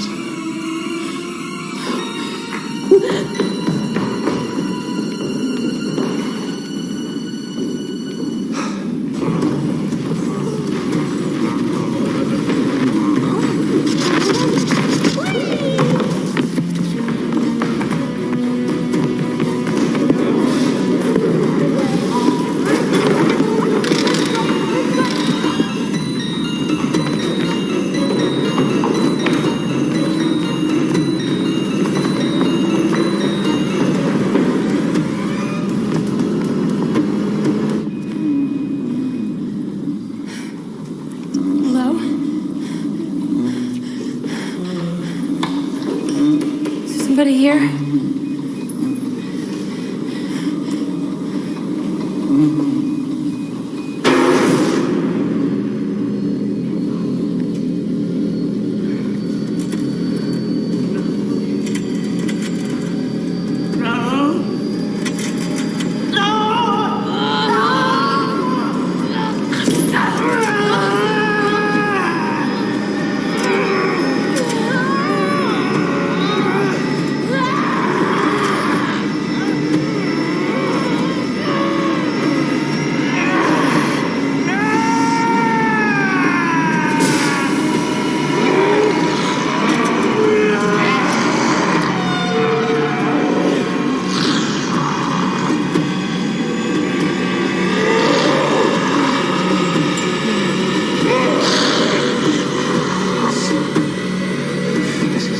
To our prayers.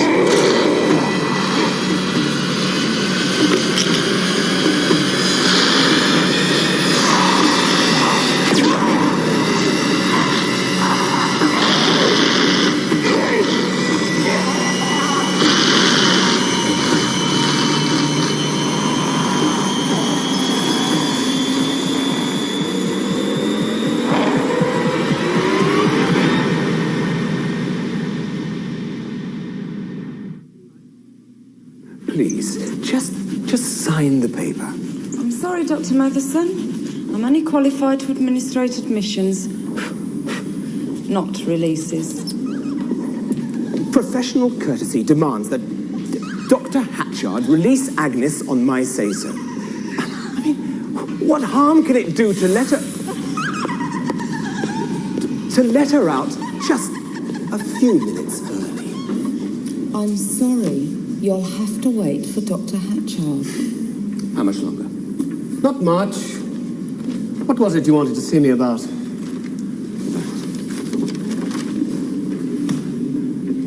Agnes Ockelman. A fascinating case, that one. Oh, not at all. She's very dull. In fact, I start drifting off just thinking about her. See? I think boring Miss Ockelman and I have taken up enough of your valuable time. If you'll just sign the release papers, we'll leave you to your more interesting patients. There is nothing more interesting to me than a patient who needs my help. But she doesn't. I spoke with her this morning. She's shown remarkable improvement. But she's only been here a day. A miracle. You're a genius.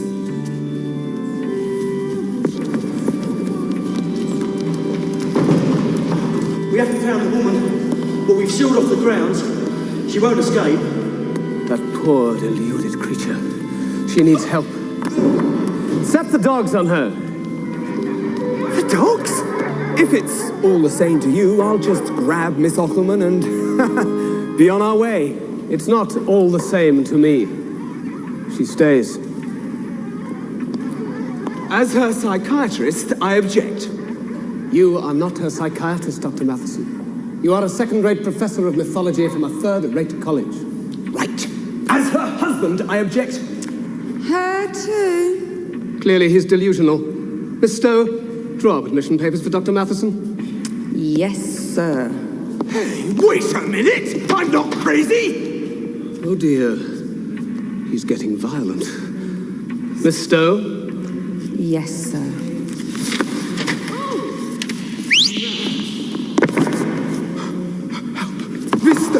Miss Stowe, help me! Help!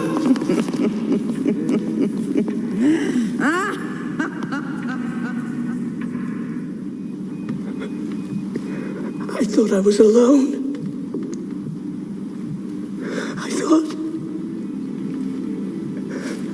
I thought no one could be as cursed as me. You're not alone. We're not alone. It's your sister and Ian. They'll help us. We are beyond any earthly help.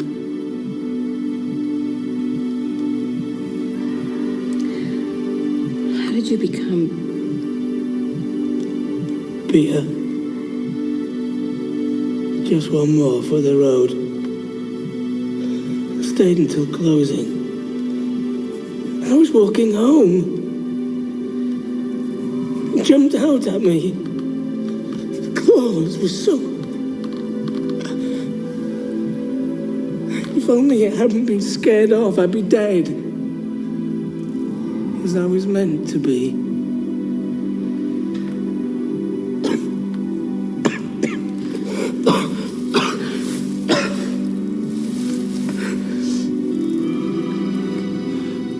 First, I didn't believe it. I couldn't. I thought I was dreaming. Or crazy. But I remembered the killing. The taste of flesh and blood. I remembered liking it.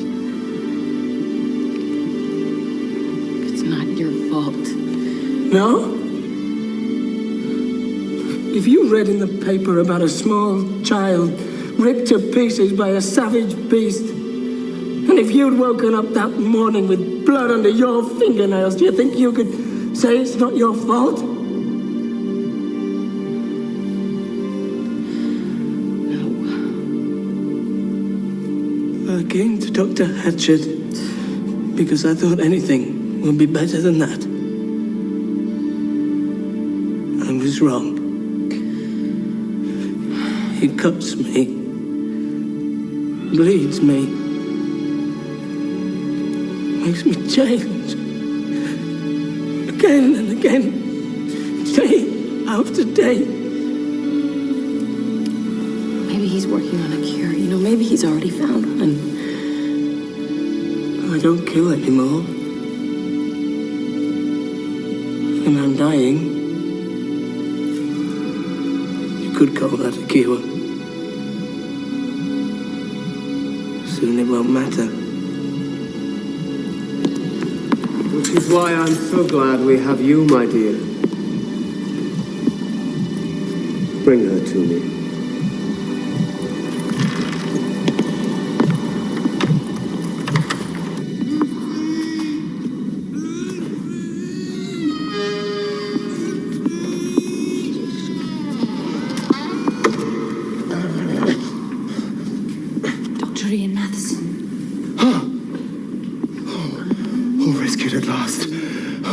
The dogs didn't get you. The people running this asylum are crazy. Well, what are you waiting for? They thought they could hide you from me. They couldn't. You came here to free me so we could help your brother, right? I came to kill you. That was my second guess. Look! I'm not one of the people holding your brother. Look at me, I can't even hold my own nose! I'm sorry. You've lied to me once too often.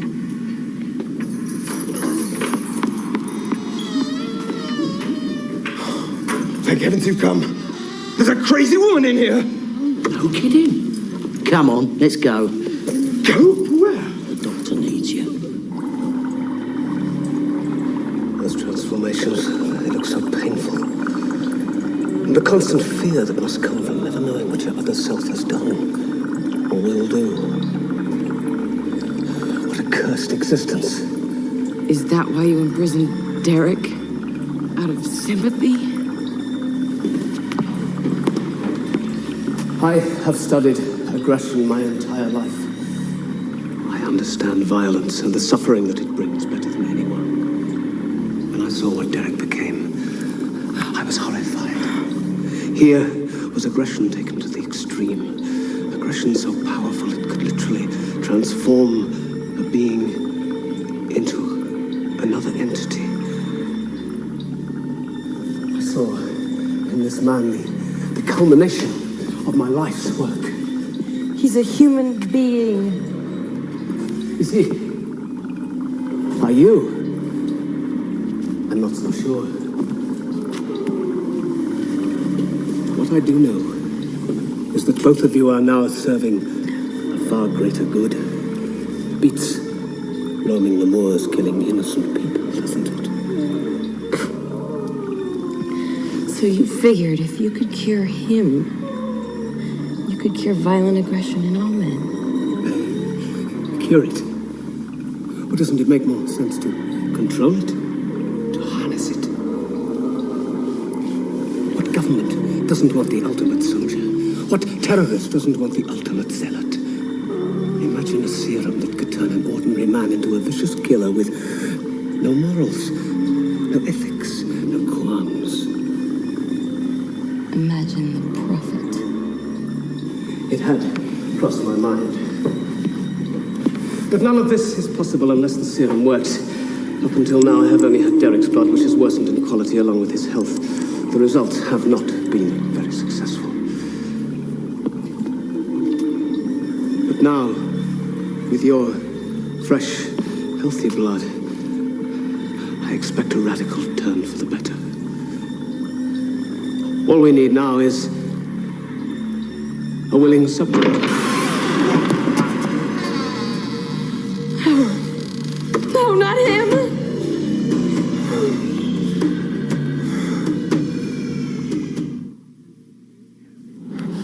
What the hell is going on here? No. No, don't test it on him. Use me. Test what? What are you talking about? But that wouldn't make much sense. Now would it? Look, just let him go. You can keep me run all the experiments you want. Are you crazy? I have you already. Just relax. No.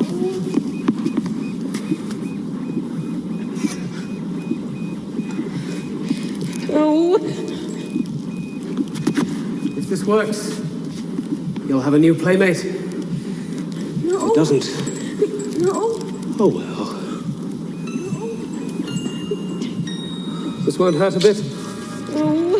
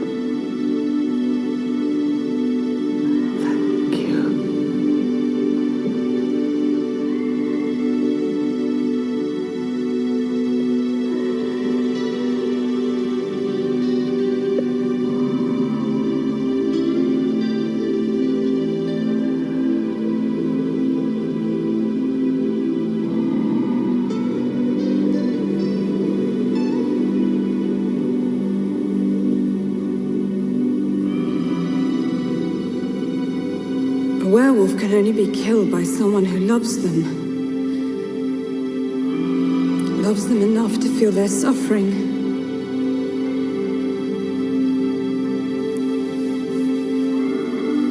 Do what's right.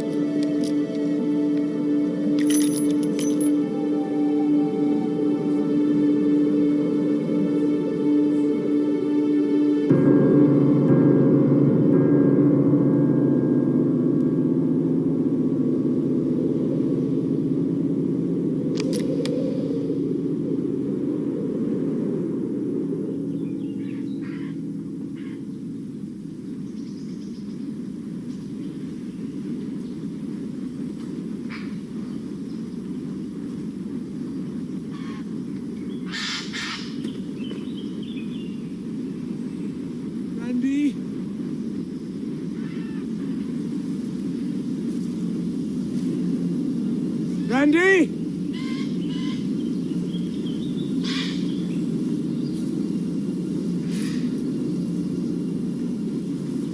I'm over here.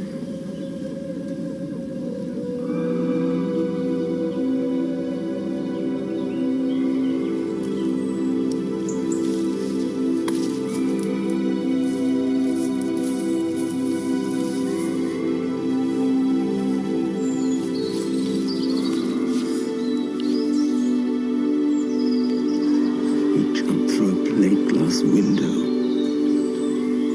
You're lucky to be alive. Am I? Yes, of course you are. And Derek? Is he lucky too?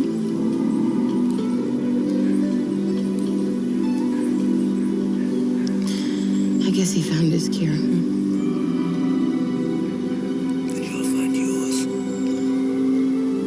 With a silver bullet.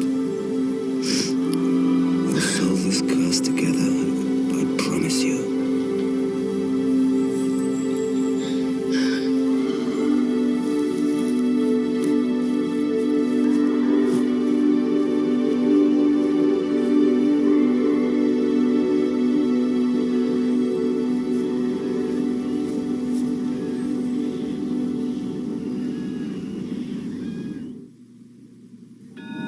Have you ever read such garbage? Last week, space aliens. This week, werewolves. What will they think of next? Come on. Is this really what I look like? No, not at all. No, you look much different. Tell me. Well, for starters, you have a bit more cheek. More cheek? Your hair is longer. Longer? Your claws are sharper. Claws? And you have a much bigger bum. Right. Bigger. Bigger what? Ian?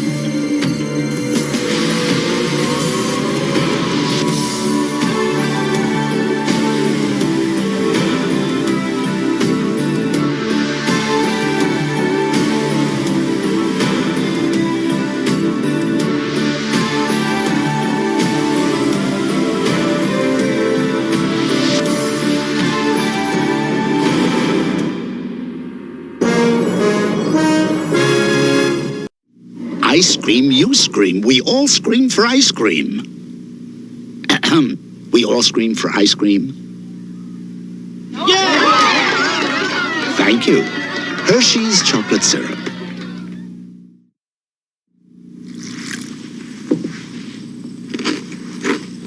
What was that? What was what? I heard a noise. Oh, it's not Nani. Oh. There it is again. What? It's that noise again. When you go back to sleep, I told you it's not Nani. There's no mistaking that nut nani taste. Crisp flakes of corn smothered in sweet honey and roasted peanuts. Now I suppose that was not Nani. Nope. Kellogg's Nut and Honey. That was the milk. Crunch. I hope you guys like She-Wolf of London still. I'm in a weird mood this week, not gonna lie. Sunday, took my kid to a concert, had fun, and watched him get super excited and sing every dang song. It was a fun time.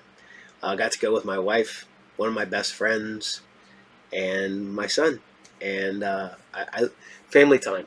I posted that up. I was like, hey, Leaf family trip, going to go see Clutch, because that's what we do. So, you know what? I've been watching a lot of, ironically, Friday the 13th stuff, but not the movies. I've watched some of I've been watching the TV series. I've been watching some fan films. And I go, man, there's so much good Friday the 13th stuff out there. And we're doing Friday the 13th, the movies, fan films. I need to do a Friday the 13th, the series fan film. That's what I can do right there. I can direct I don't know. I could have them at the comic shop selling at RU Games selling cursed items. Technically, I have some cursed items, or had one of the two. But on that note, talking about cursed items, we're going to bring you Friday the 13th, the series, episode 16, The Tattoo. Enjoy.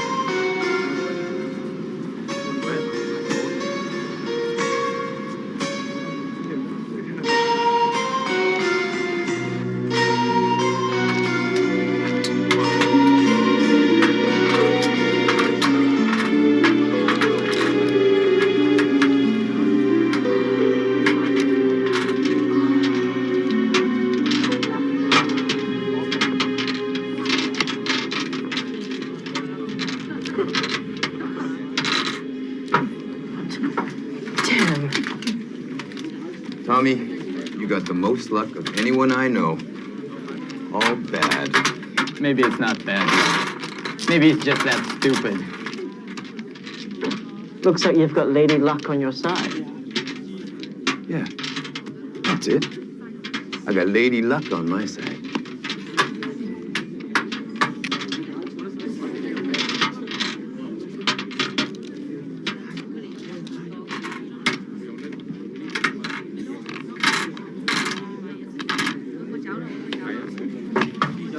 Believe this.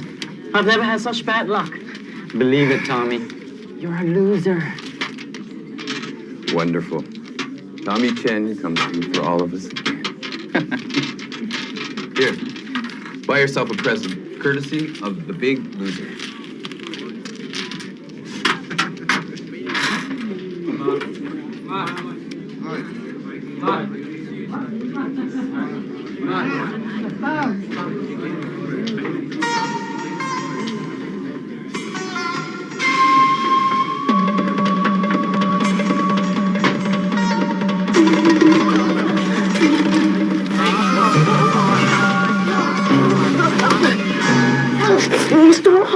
I was expecting you to come see me. I'm a little short right now. You are always a little short on me. My luck is going to change. I know it. I don't run my business on luck. I got lots of expenses. My grandfather and my sister. Tommy, that's not my problem. The meter is running interest. But it keeps doubling every week. Yes, I know. But that didn't bother you when you borrowed the money, did it? I'll pay back. I swear, all of it. You'll see. I know you will, Tommy. You're a good kid. Sorry if I'm hard on you, but you don't want me to look bad, do you? I can't keep letting you off like this. I understand. Really, I do. Cut off his thumb. No, Do it now! Please. One more week. Just give me one more week. It's going to be a short week, Tommy. 24 hours. Tomorrow night, midnight, I want it all. Every penny, understand?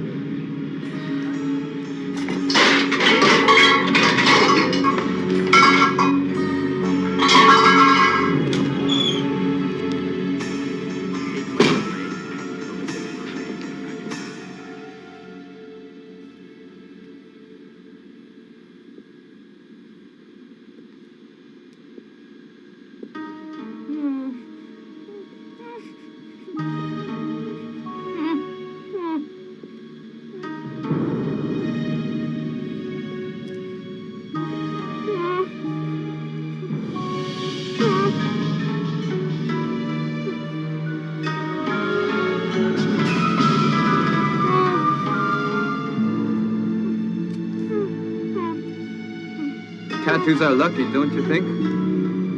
Well, maybe not for you, but for me. Hey, don't move. I don't want to hurt you more than I have to. See these needles? They're magic. They let me win, they let you win.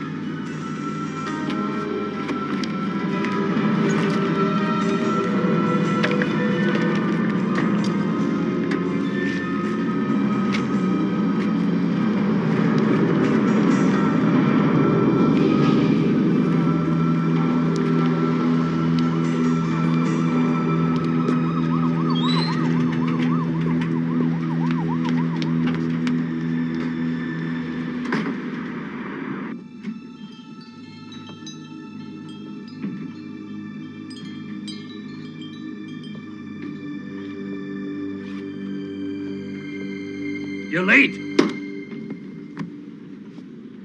I'm sorry. I got detained, Grandfather. You lost again, didn't you? Losing is in the past. From now on, you're looking at a winner. I heard that many times before. Well, this time it's going to be different, Grandfather. You'll see. Every winner has a bad streak. You know, Frank Wong once lost 10,000 in a single game. I don't want to hear any more about Frank Wong. You know what he is. Yeah, I know what he is. He's a big man. And Tommy Chan is going to be just as big, if not bigger. I know what you're going to say. You can skip it. I hear it enough in my own head. But you don't listen. This rotten life you're leading. Running with these lowlifes from the street. Gambling every night. This is a shameful thing. In America, the only shame is to lose. But I'm going to win. I can feel it. Just wait and see. The only thing I see brings shame to my heart. What's this? At the club, one of the girls broke a glass and cut her hand. I'll wash it off.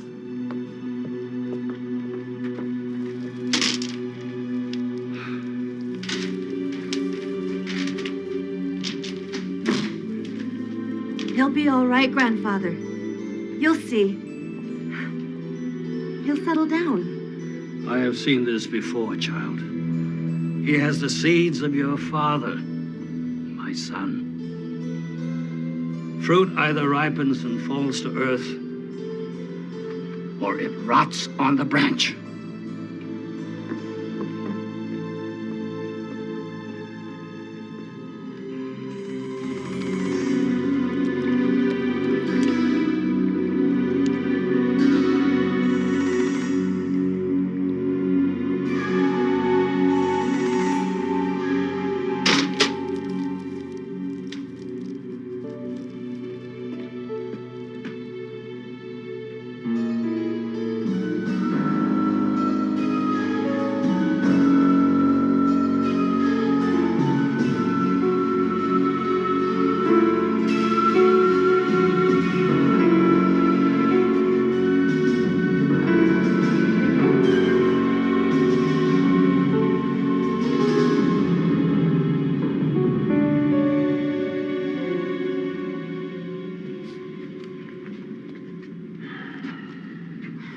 Guys, do we really have to inventory this right now? I'm bushed. Hey, the independent businessmen must work long hours to turn a profit. Oh, so where is the profit?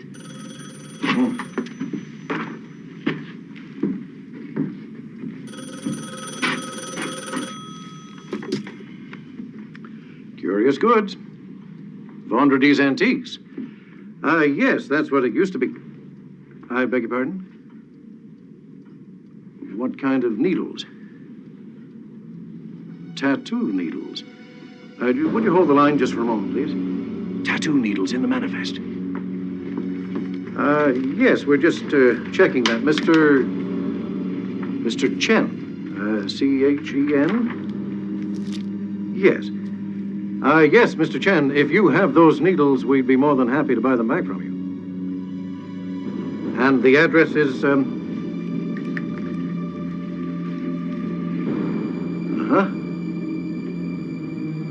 Yes, I've got that. On the east side. Yes, I'll find it. Mr. Chen, could you describe the... Hello? Mr. Chen? Those are mine. Where did you get them? I bought them on the street. Do you know what these are? This writing, it means great evil. I will not allow them in my house. And who are you to say? They're mine. Give them to me. I have made arrangements to return them. Return them? To who? To the people who sold them in the first place. It will end before it begins. No, Grandfather. You can't do that. I need those needles. Those needles are my life! They are your death. Give them to me.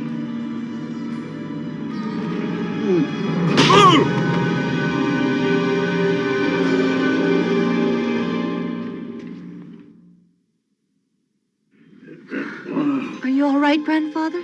The needles. What happened to the needles? What needles?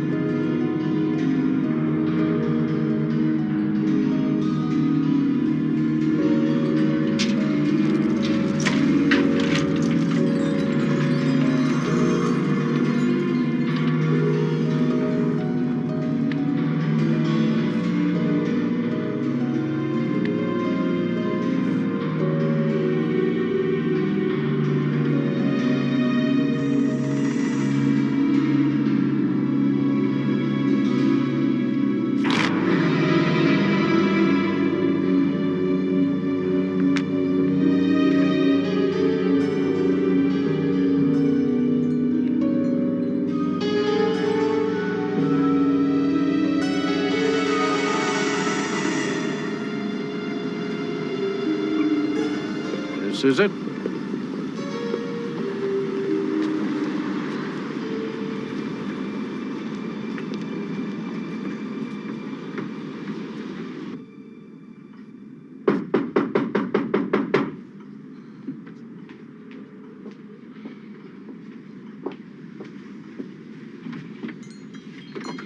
We're closed. Lam Chen called us.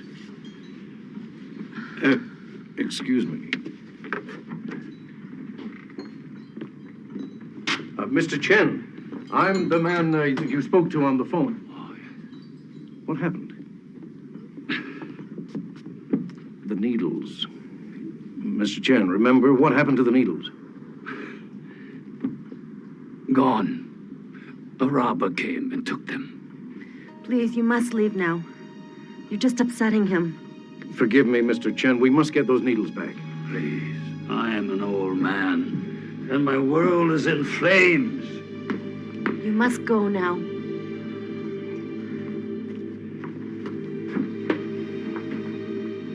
you think he was robbed? I didn't see any sign of a break-in. No, but he certainly didn't hit himself over the head, did he? Or maybe he's covering up for somebody, protecting him. Want to know who? Come on.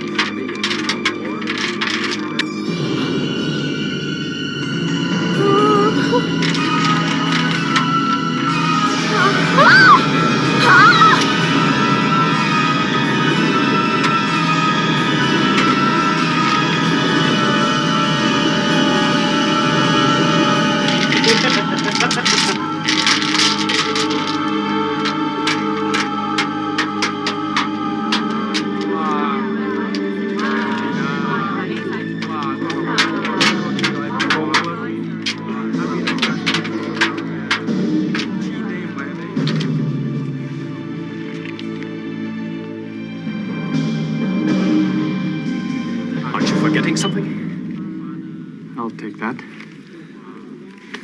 Oh, please, Frank, I'm really hot. I'm on a roll like you've never seen before. Can't I keep something to play with? You won all this in one sitting. You should have no problem paying me back. You're a good boy, Tommy. I like you. I like you too. Maybe someday I can work for you. First things first. Here, go have fun. $10? If you are as lucky as you say you are, that should be more than enough.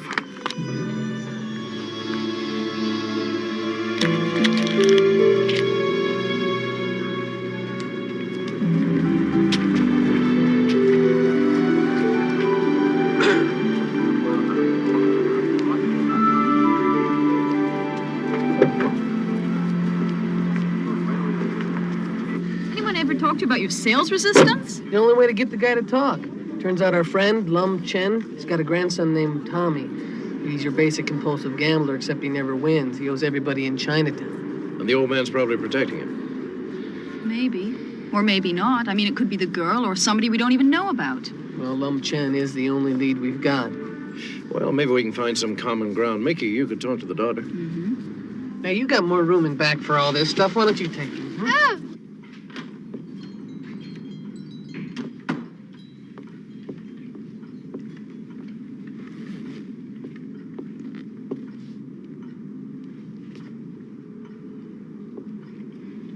Turn the light on.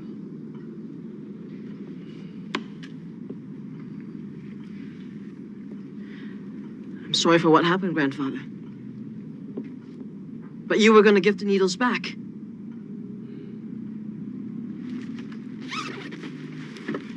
Look, Grandfather. Cash. Touch it, it's real. And it's all for you. For you. I did it. I'm going to make good. You watch. This is just the beginning. I don't want money that shames me. I want a grandson I can be proud of. This is America. Everybody wants money. People here don't ask you where you got your money from. They just want to know that you've got it. Get out of my sight!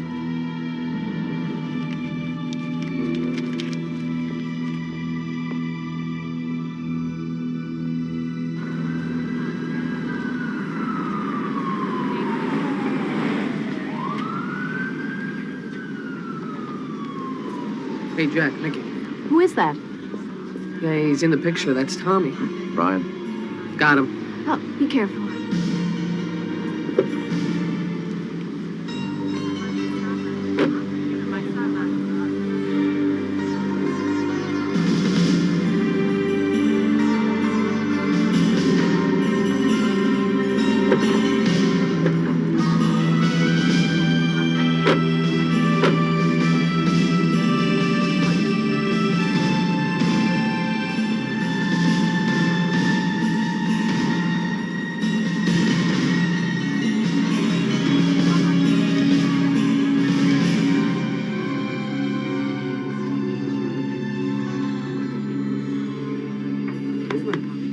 Hey, Tommy.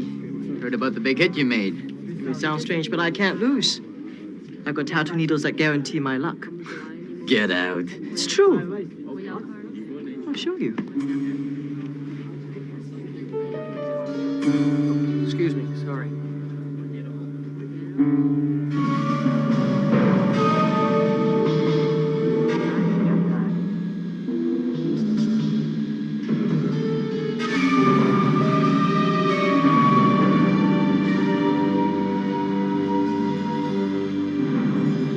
Where'd you learn how to tattoo? I told you. It's magic.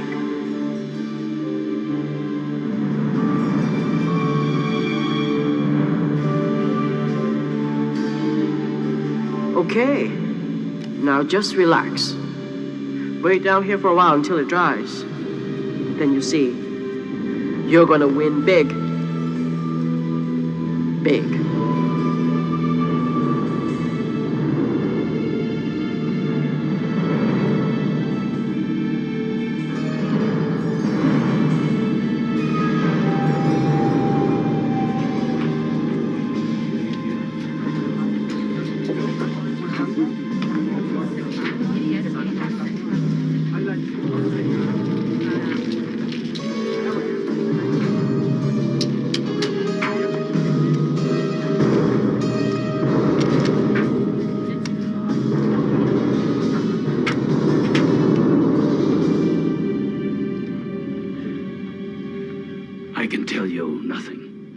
My grandson does what he wills, goes where he wants.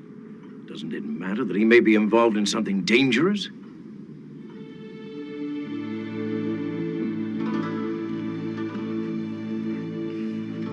Good night.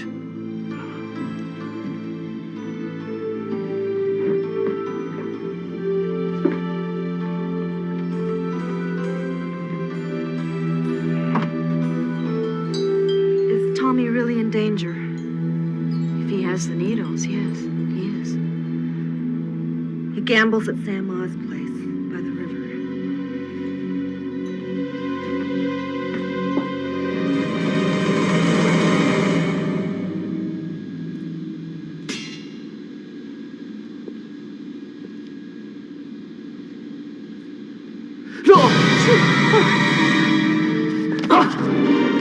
Who the hell are you? What are you doing here? There's that girl back there. What'd you do? I didn't do anything. You're trying to steal the secret of the luck. And you killed her to keep her quiet.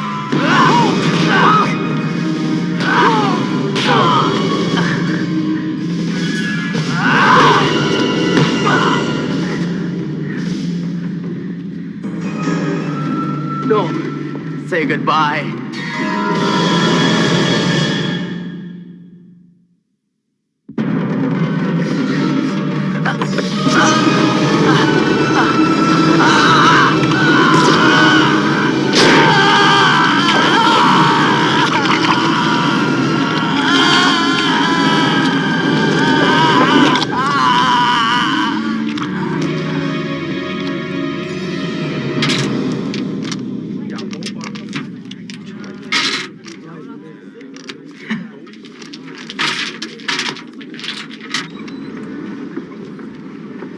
Sweet little man. Uh-huh. Do you think Tommy hit him? Well, desperate people do desperate things. Tommy's a gambler. He may have found some way of making those needles pay. Yeah, but that was his grandfather. I mean, I can't believe anybody would do such a thing. Or that his grandfather would cover for him like that. Well, to the Chinese, the family unit's sacred no matter what. Well, to Tommy, it isn't.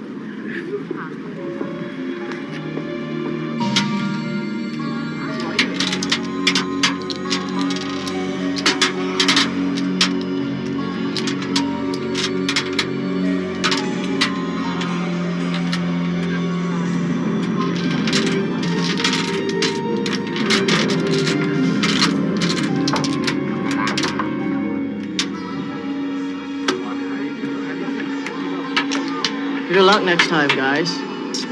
There won't be no next time. What do you mean? We don't allow cheating. What are you talking about? I don't cheat. You win 11 hands in a row without cheating? No one's that lucky. Oh, so it's okay if I lose here. But once I start winning, then it's no good. Big deal. Who needs this joint? Plenty other games in town.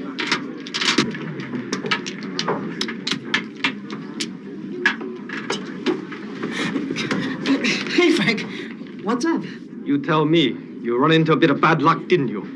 It's just a temporary setback. You get your money, don't worry. I am not worried. It's you who should be worried. Oh, come on, Frank. You know I'm good for it. I'm on a lucky streak. There's not much time left. Hey, you're looking at a guy who can't lose. I hope for your sake you are right. Jana?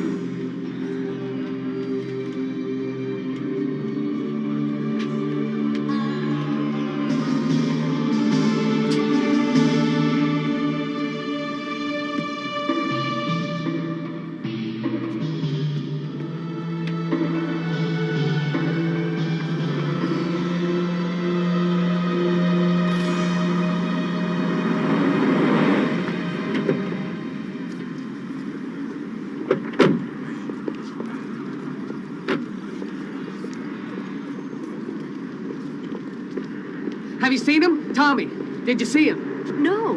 It's the tattoo needles. The tattoos come to life. They kill the people that they're on. If he doesn't kill, he doesn't win. They stopped him from playing. A couple of goons took all of his money. Well, he's not going to quit now. He's going to need to find some more money before he goes looking for another game.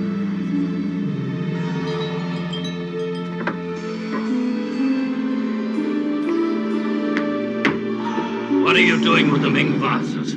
Stay out of my way, grandfather. They are worth money. They've been in the family for generations. I was gonna get them someday. Today's as good as any. No! This has gone far enough.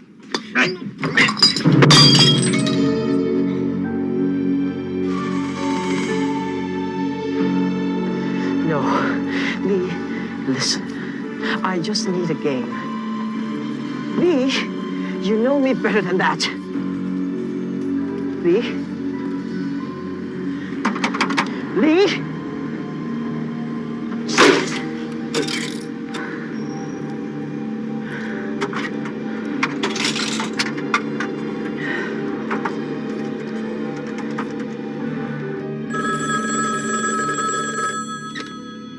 Frank? What? Mr. Wong? Look, I need some more time. I can't seem to get a game. Nobody will let me play. This does not make me happy, Tommy. And I still do not have my money. I'll do anything. Please, Mr. Wong. I see. I want you to go home and wait for me. I'll be in touch.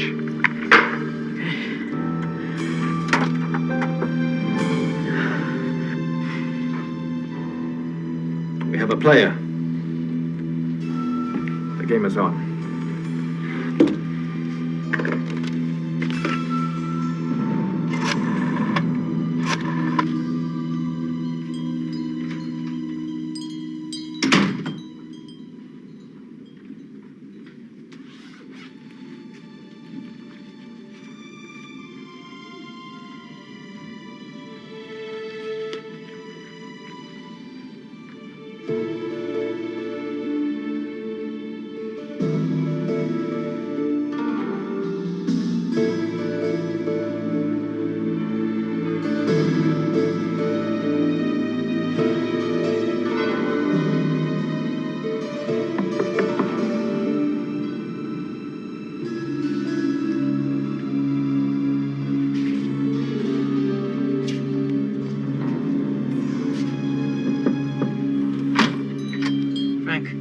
Come in.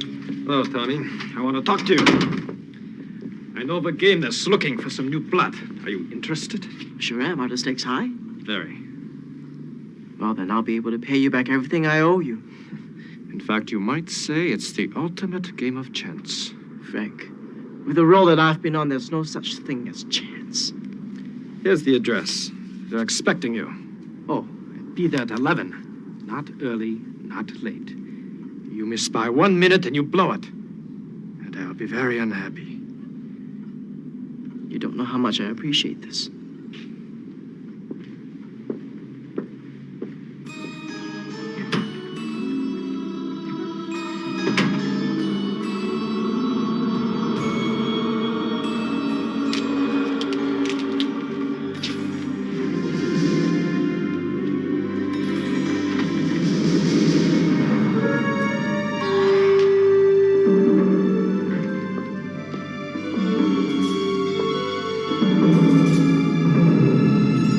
There he is.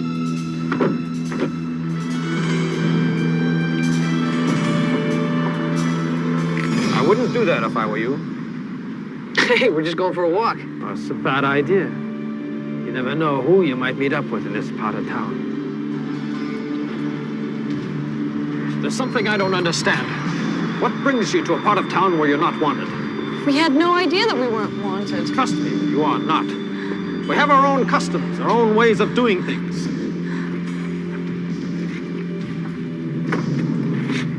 Leave Tommy to do what he must. This is Chinatown.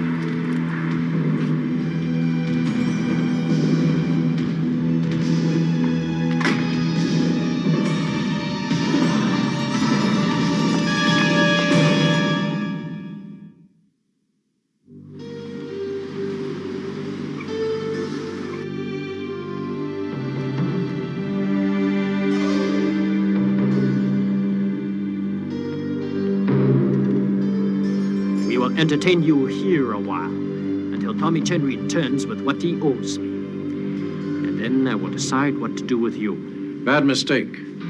This isn't small time anymore. This is kidnapping, and you're in over your head. No, I'm okay.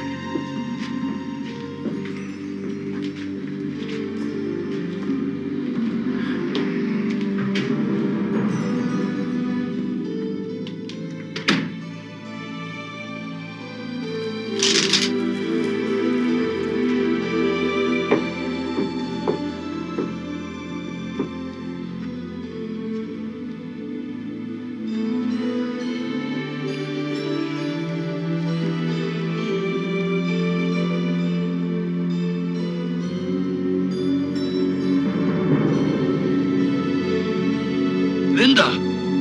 Tommy!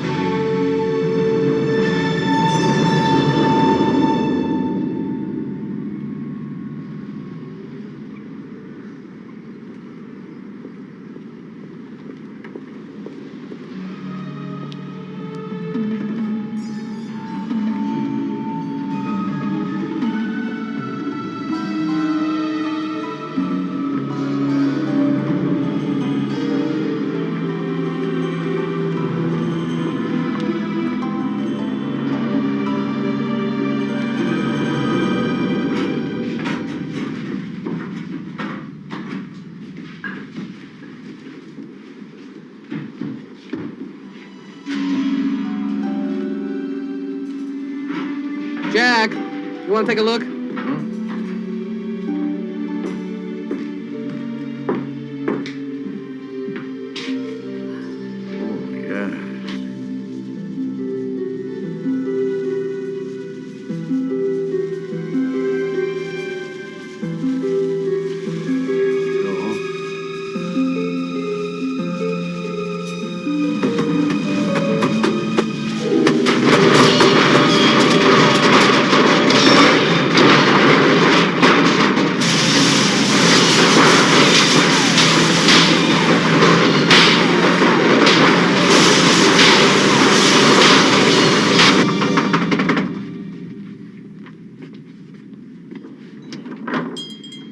Chen, where is Tommy? Where's your grandson? Please go. My grandson is none of your business. What happens to you and your family is your business. My family is my business. He's going to kill someone.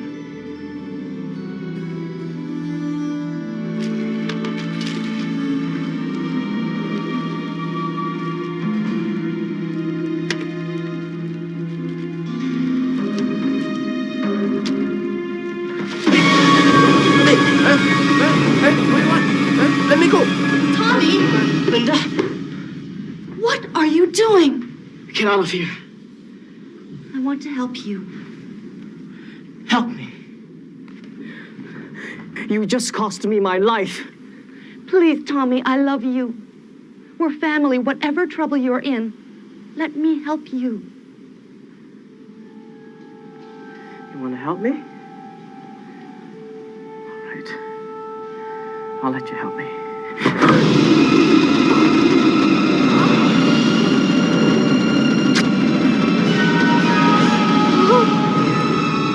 Don't, Tommy!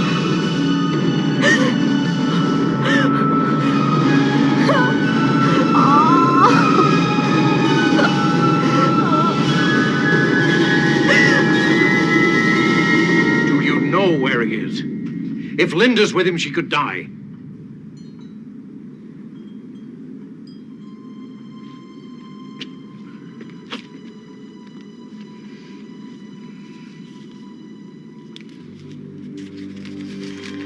There is a game there. Oh, wait.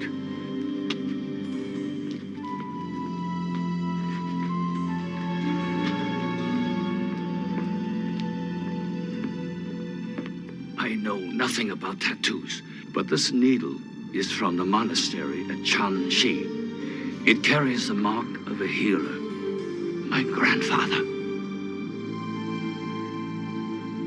Thank you. Mickey, go to this address, and if Tommy comes in, keep an eye on him. Don't try and stop him, just watch him. Right. We'll go to San Jose.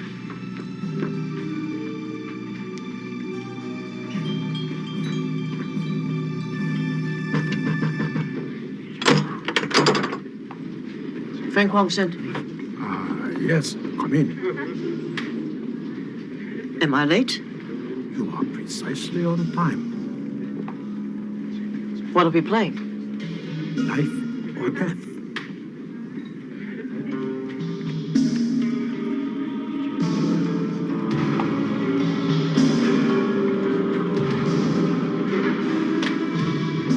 Sit down.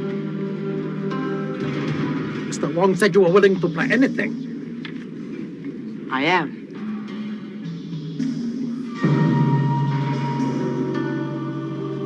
You are familiar with Russian roulette? No problem.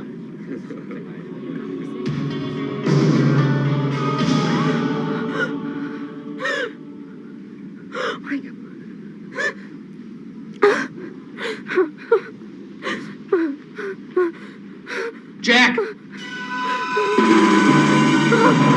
Oh my God!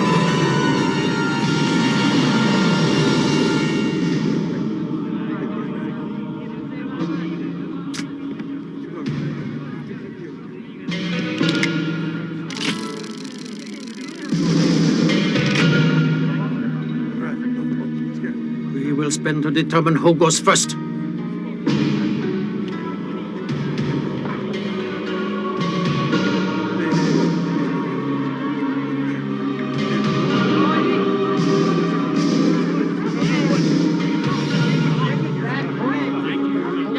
You first, Mr. Chen.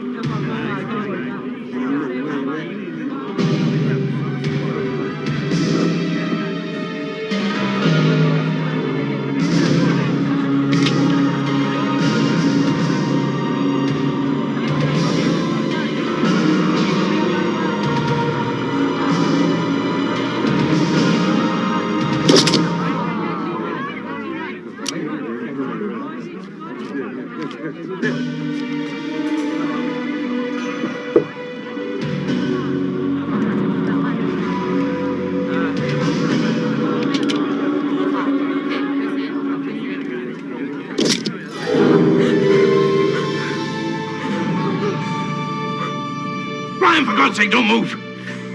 Is it poisonous? Coral snake, it's absolutely deadly.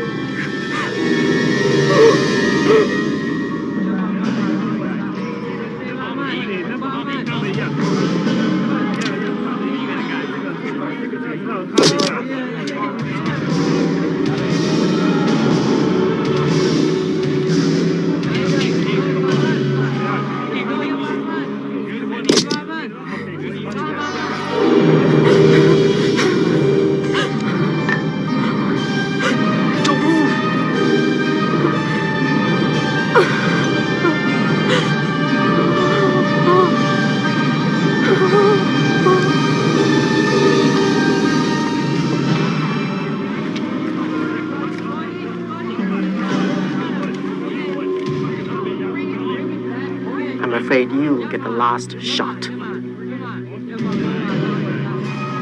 Tommy!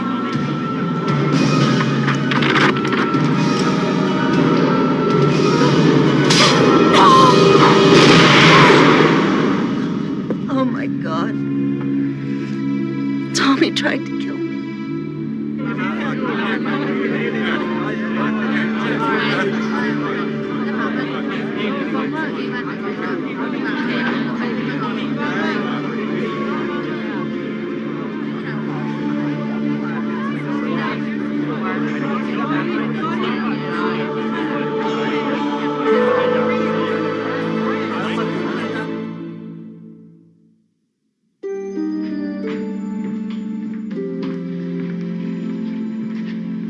Well, those damn needles are locked away in the vault where they'll never hurt anyone again.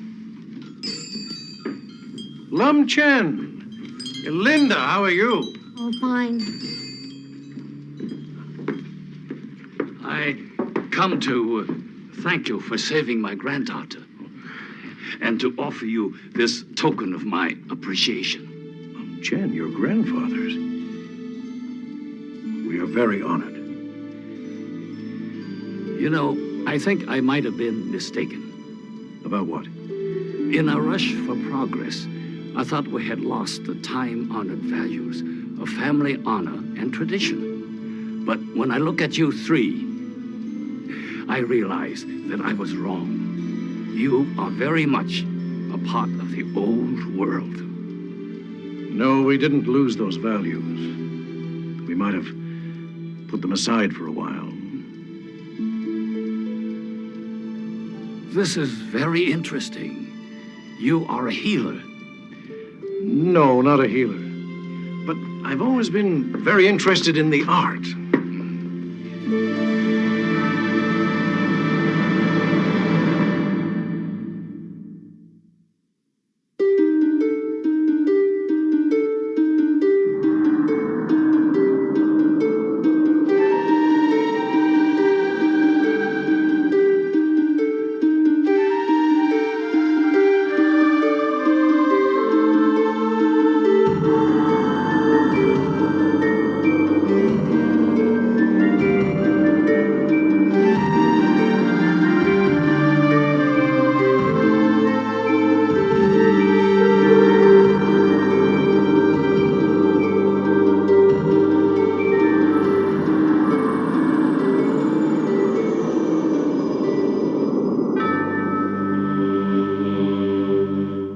It's coming. The Nintendo Power Fest. The most awesome Nintendo festival ever. June 1st, 2nd, and 3rd at the St. Paul Civic Center.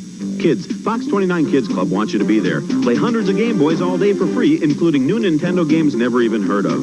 Meet the experts and get their secrets. Say hello to Super Mario Brothers, Mario and Luigi. Star in your own music video or take the ultimate challenge and compete for the Nintendo World Championships. Just keep watching Fox 29 KITN for your chance to win. Courtesy of the Fox 29 Kids Club. Today, there is indisputable scientific evidence. The world is becoming a hotter place to live. What can the individual citizen do about the heat? The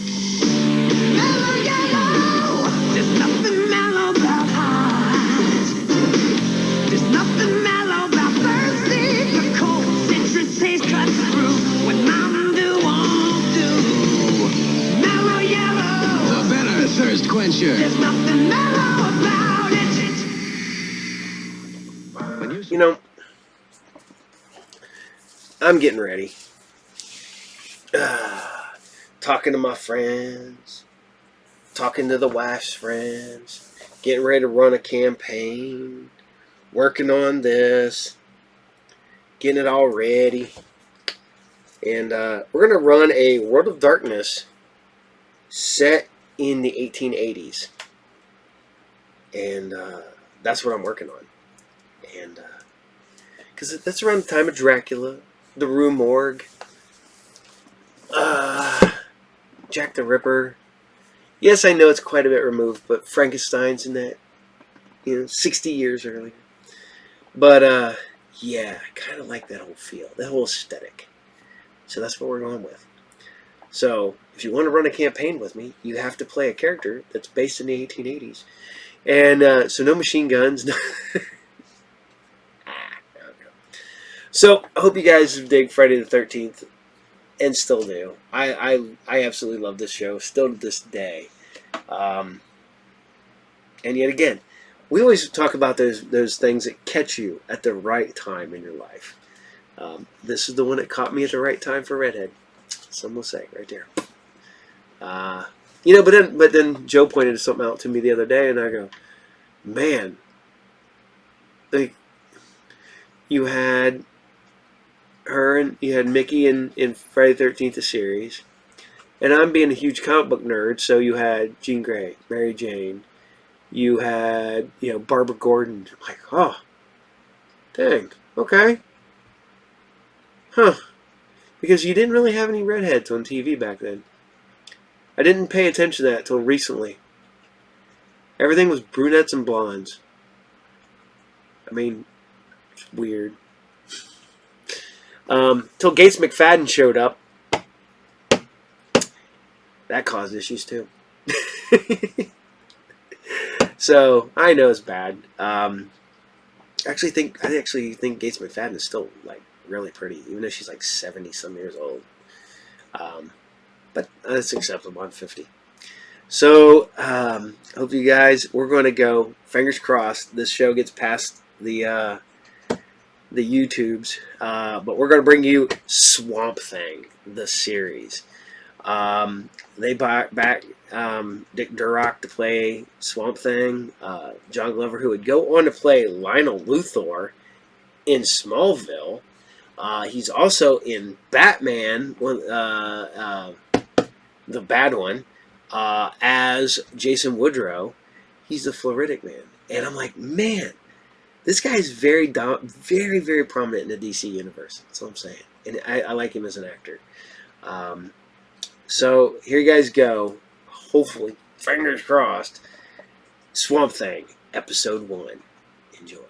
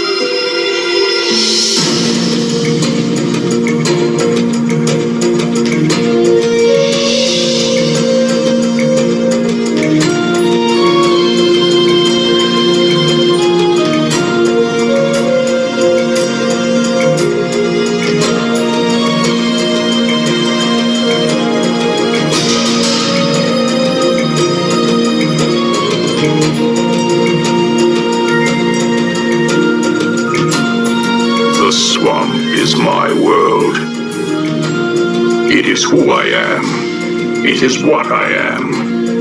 I was once a man.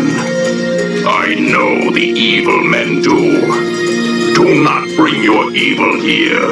I warn you. Do not incur the wrath of Swamp Thing.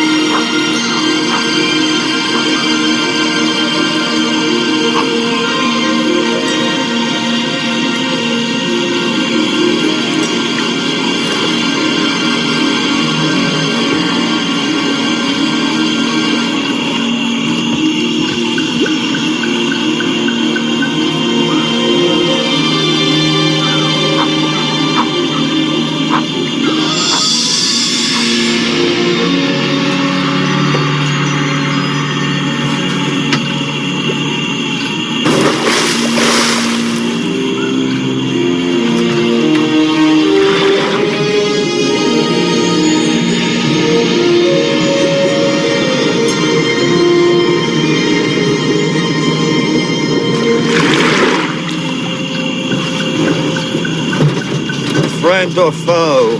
A foe would leave you hanging here. Free my hand first. Try not to upset the boat. I'm a lousy swimmer.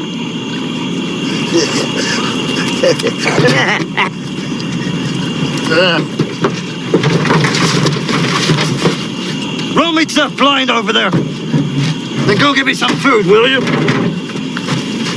I'm ravenous. There's plenty of food at my grandmother's house. It's not far from here. Can't risk it. If the monster who did this to me finds out I survived.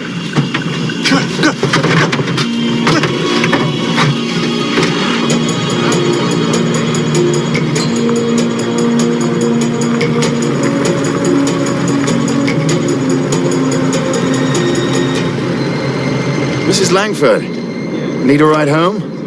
I'm going your way. I was just about to phone my daughter. I didn't expect to buy half this much. Here, let me give you a hand. Oh, thank you. You know, I still haven't met that very special lady. Well, I was going to give a little tea to show her how the town had changed since she left. But she said she only came down here to spend quality time with her little boy.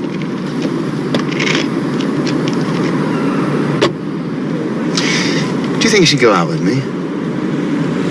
No, Doctor, I do not. Well, you'd be unwilling to work at it. Are you saying she's hard to get? Hard to get as a bonefish.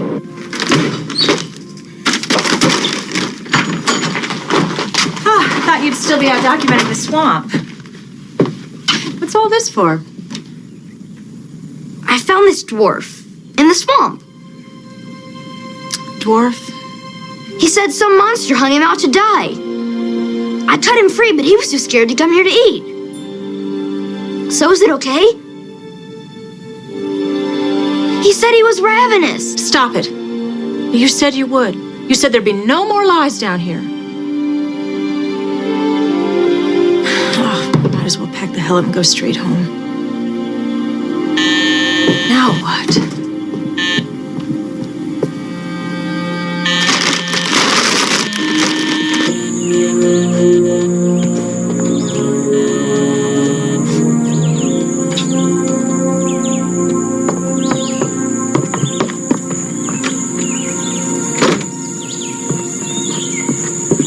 Hi, I'm Dr. Arcane.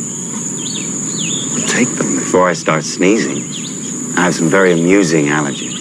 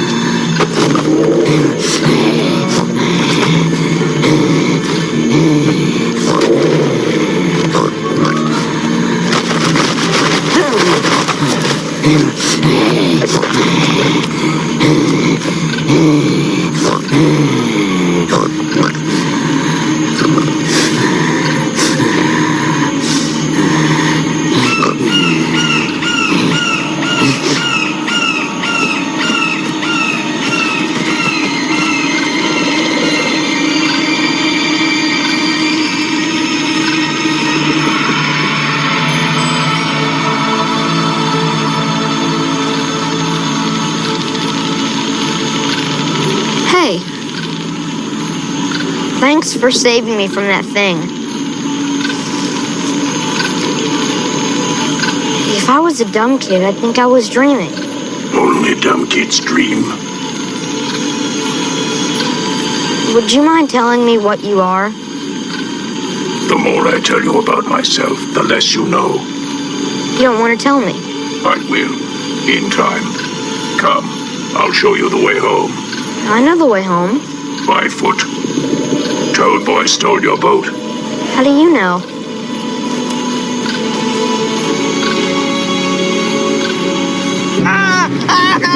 Compliments of Dr. Arcane. Toad Boy? You mean he mutated or something?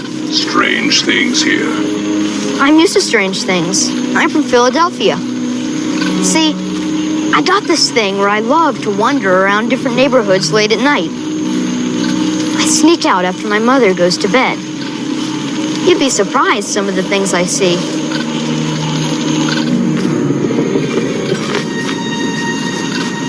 We've only been down here a week, my mother and I. But she's ready to go home already. She was hoping we'd get along better down here because she remembers how it was when she was growing up. I wish she'd go home and leave me here. I think what we need is a trial separation. That's him.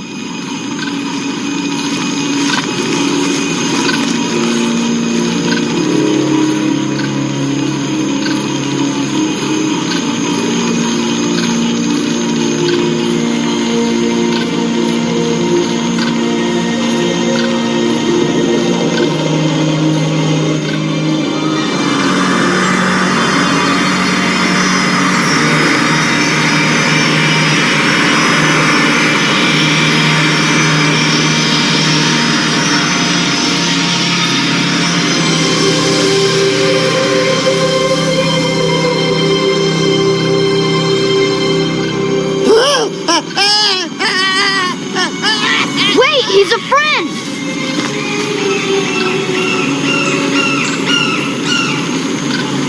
He'll make it to town. Go now. That path. Hurry. Suppose he doesn't make it. This swamp is... Me. The swamp is me.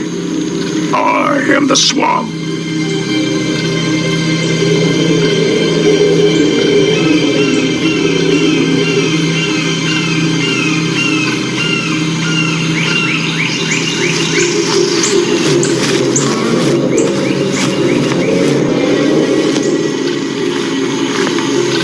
You try to kill something in this swamp.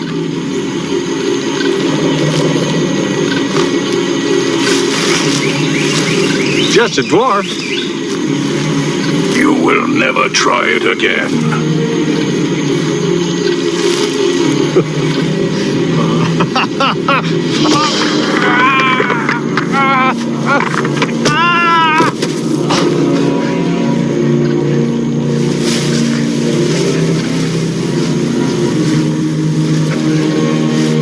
Don't kill me, okay?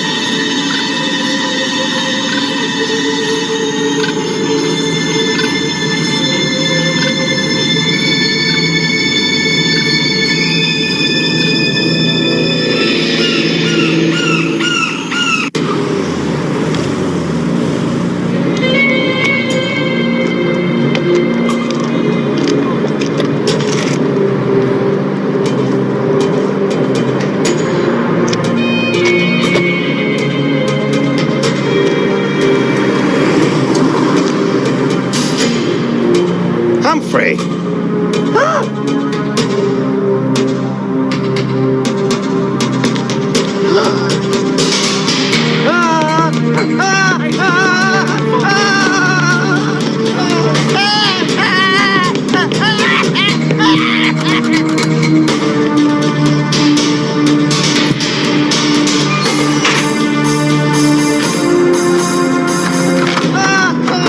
My.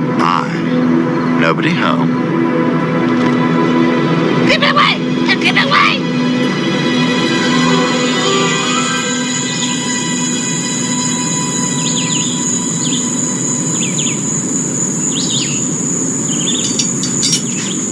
Jim still packing? Yes. I was thinking about taking a walk in the swamp. Well, it's time. The taxi will be a while yet. Move over.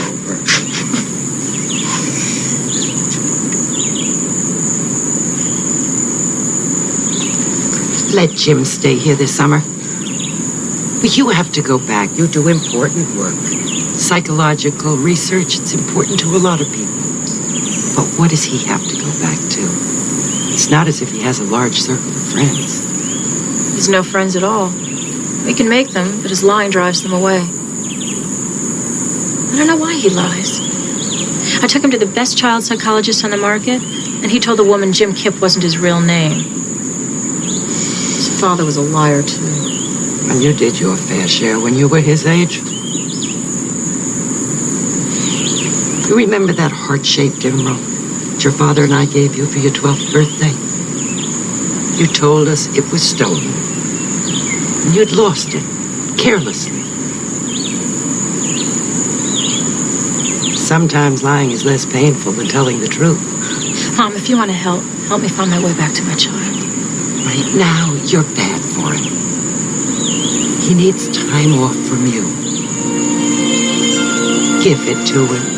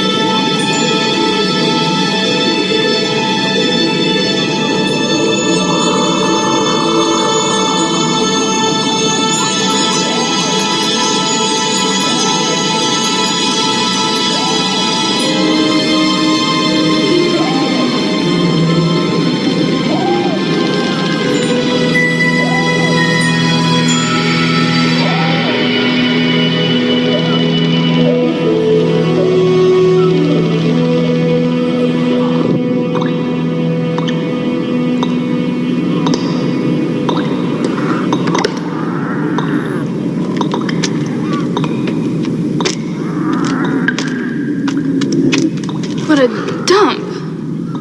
I don't look good in this kind of lighting. Do you know why I'm showing you my cape? Because you're a kicked out Looney Tune. Rom, I want you to be more afraid of me than you are. I'm real afraid of you. Always will be. Come meet some of my glorious failures. I call this one... I've forgotten. What do I call you? It's hard to believe, isn't it? That they were once as human as you and I. How'd they get like this? Genetic engineering. The translocation of phenomenal genetic material from one species to another. Did I tell you that I graduated from a major medical school at age 19? A genius. Imagine what I could accomplish if I'd used all my talents for the good of humankind. Looks to me like you do this just for fun. This, my salacious dish, is Humphrey. I was going to turn him into a normal-sized man, but he escaped twice. Having a bit of deja voodoo. You shouldn't have survived my goon's headbreaker, Humphrey. It wasn't my fault. Some freak of nature brought me back to life. I can't tell you how sick and tired I am of that Swamp Thing's interference in my affairs. I don't know whether to kill you right now or proceed with the experiment. You do want to be a normal-sized man, don't you? What the hell? Really? Perfectly happening like this. I saw that. What, sir? You looked at my salacious dish. I didn't mean to, honest. How should I punish him for lusting after you? Just make it quick, will ya? I'm cold is all.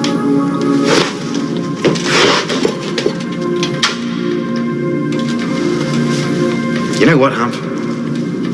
I've decided that I'm not going to punish you at all. Well, you've had enough punishment for one day, haven't you? What you need for a change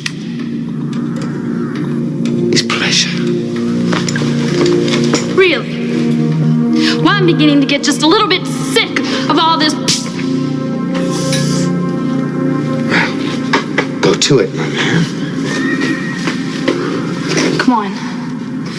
Let's go. He's not in the mood. I'll put him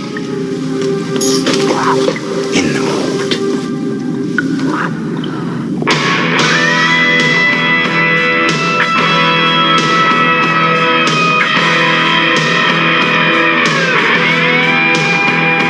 Socks still on?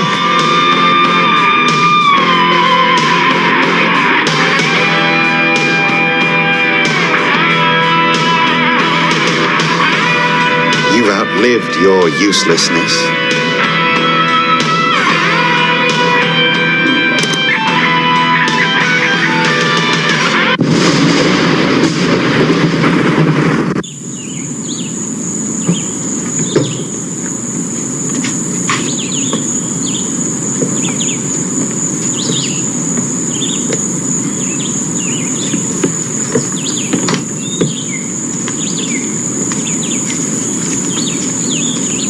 Hi, Mrs. Langford. Hey, buddy.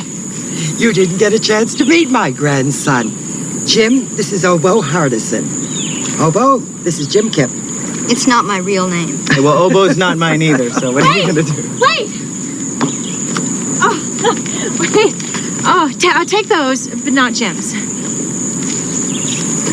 Hey, I wish I could stay too. Oh. Thanks, Mom. Thanks, Mom. I'm staying! Did you hear that? I'm staying! She's letting me stay! I'm staying! Hey, everybody, I'm staying! I'm staying! You know, I did lose the Emerald Heart, but I found it again.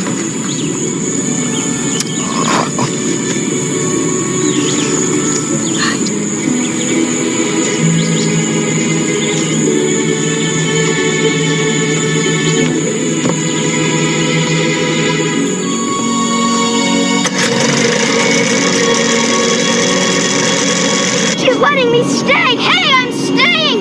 I'm staying! Yes, I'm staying! I'm staying! She's letting me stay! Did you hear that? I'm staying! Yeah, did you hear that?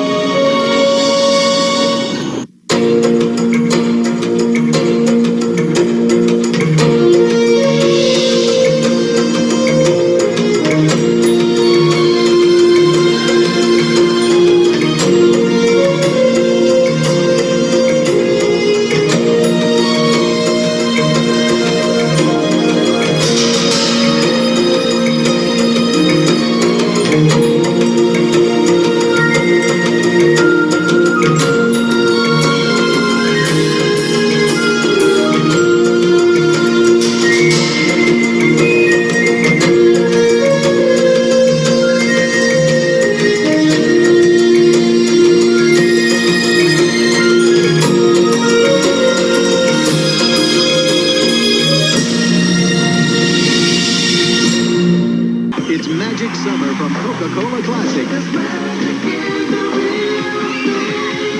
Coca-Cola Classic introduces Magic Cans. You can't tell them apart from real cans, but inside, up to $500 cash, trips, or other great prizes. They're a rare find, but worth it.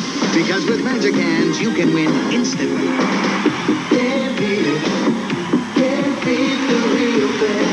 Plus, play the Radio Magic Can game. Details listed 99.5 WLOL.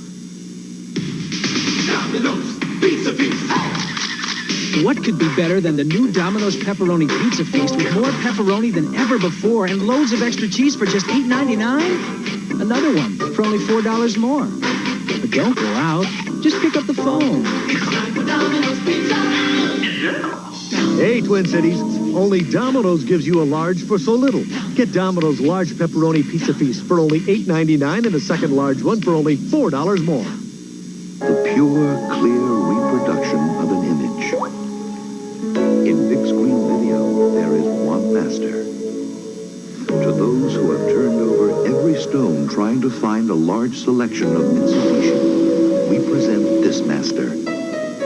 And right now, Highland is offering all Mitsubishi products with no payments and no interest till January 1991. So if you're looking for Mitsubishi, can you afford not to look at Highland? Hey, I hope you dig Swamp Thing, because, why not? Swamp Thing. Literally, top 5 favorite DC comic book characters, maybe top 3. I'm trying to think. I like Green Lantern, but I like Hal and Guy. Firestorm, Warlord, and Swamp Thing are my big favorites.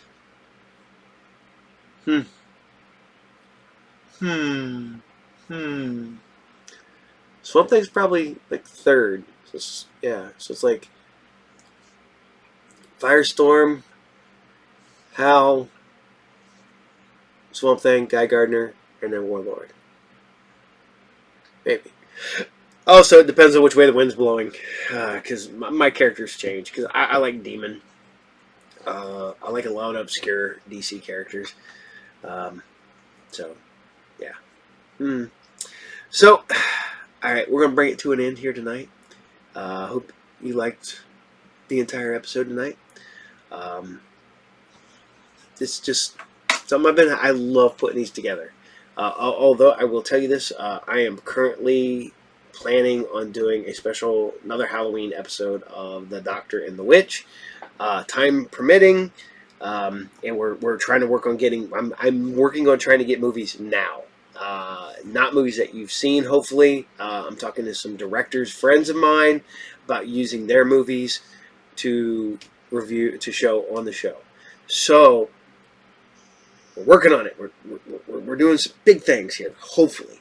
So, on that note, we're going to bring it to a close tonight. Remember, we got a lot going on. I'm still working on the other shows, but Saturday morning serials and SciFridays have become my priorities. And I've been insanely busy with the shop and family stuff. But you guys are awesome. You're here every week. You're a blast to hang out with. You're so much fun. I laugh. Even I've told you this, guys, before, and I'll tell it to you again. Sometimes I can't be here the entire time. I try. I get busy playing with Vince. Like the other day, I was trying to come back, and the day got behind. The night got ahead of me, and I didn't. But every once in a while, I would look over at my phone while I was playing with Vince, and I'm sitting there watching. The episode's still going, and I'm just laughing at what you guys are saying. But you guys are a blast. I love having you guys along for the ride. I'm glad you're all here. I thank every one of you guys for being here for 3.5 years, hanging with me, watching cartoons. I have started setting things up where if you would like to request episodes, I can get them to you.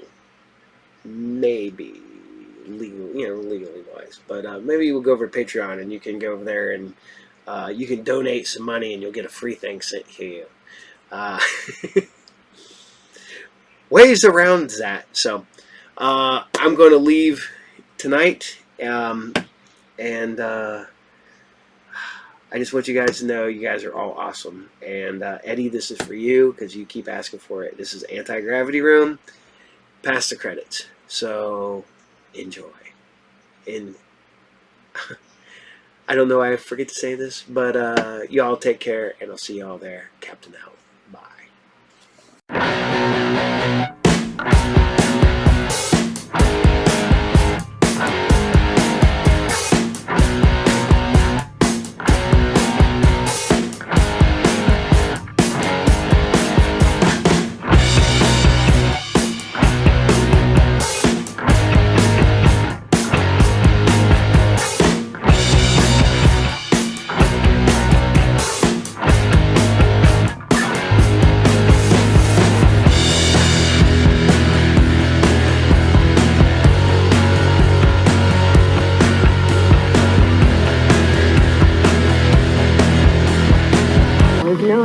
voice of the Joker on the Batman animated series. No, not that Batman series.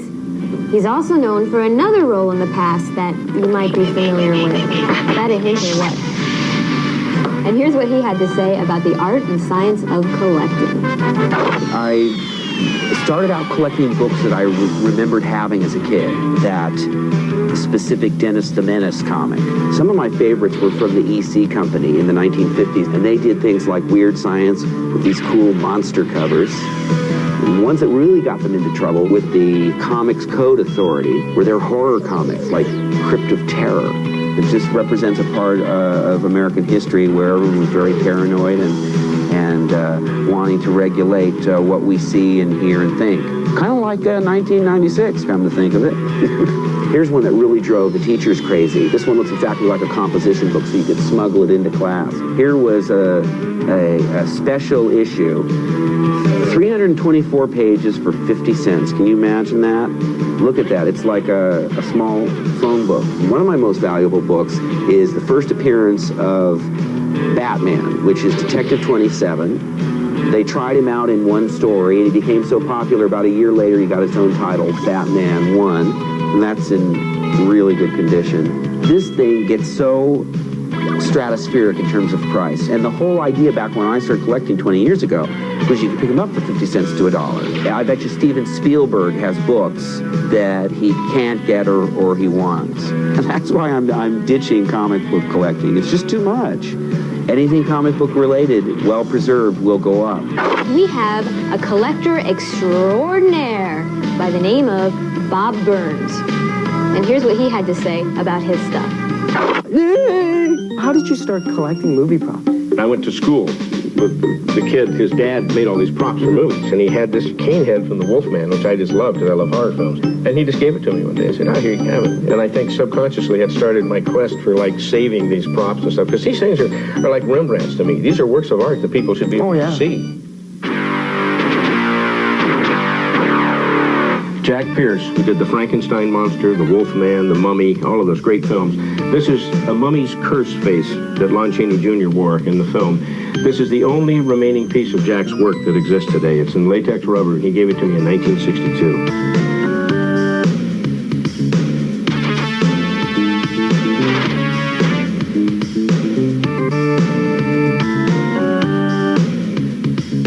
Hey, this is cool. I like this.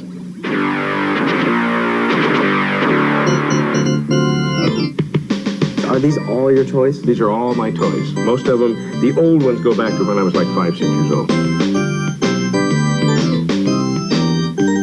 One of the very earliest is this helmet right here. I got that when I was 5 years old, and I used to wear that to bed at night. This is the actual original time machine from the film itself. See you yesterday. In LA, the elite meet to gather their collectible loot at one place. Puzzle Zoo. All right, I'm back in Santa Monica at the Puzzle Zoo, and I'm talking to Alan Saffron. I'm the president, and I'm the partner with Jay, and we started Puzzle Zoo. Now, why did you start Puzzle Zoo? Well, actually, I wanted to come up with a unique kind of toy store. And what we started with was puzzles, science fiction, action figures, and collectibles. In '94, we were awarded the #1 toy store in the United States. 40% of our clientele is kids, directly kids, who drag their parents in here. I got to get this action figure, I got to get this toy. Shopping. We had a huge party in Halloween, just passed, and it was hosted by Candice Bergen and Steven Seagal, and we had Oliver Stone, and these are all people who have shopped here. Kurt Russell is at the moment really interested in buying this snake from Escape from New York. As you know, he's now filming Escape from LA.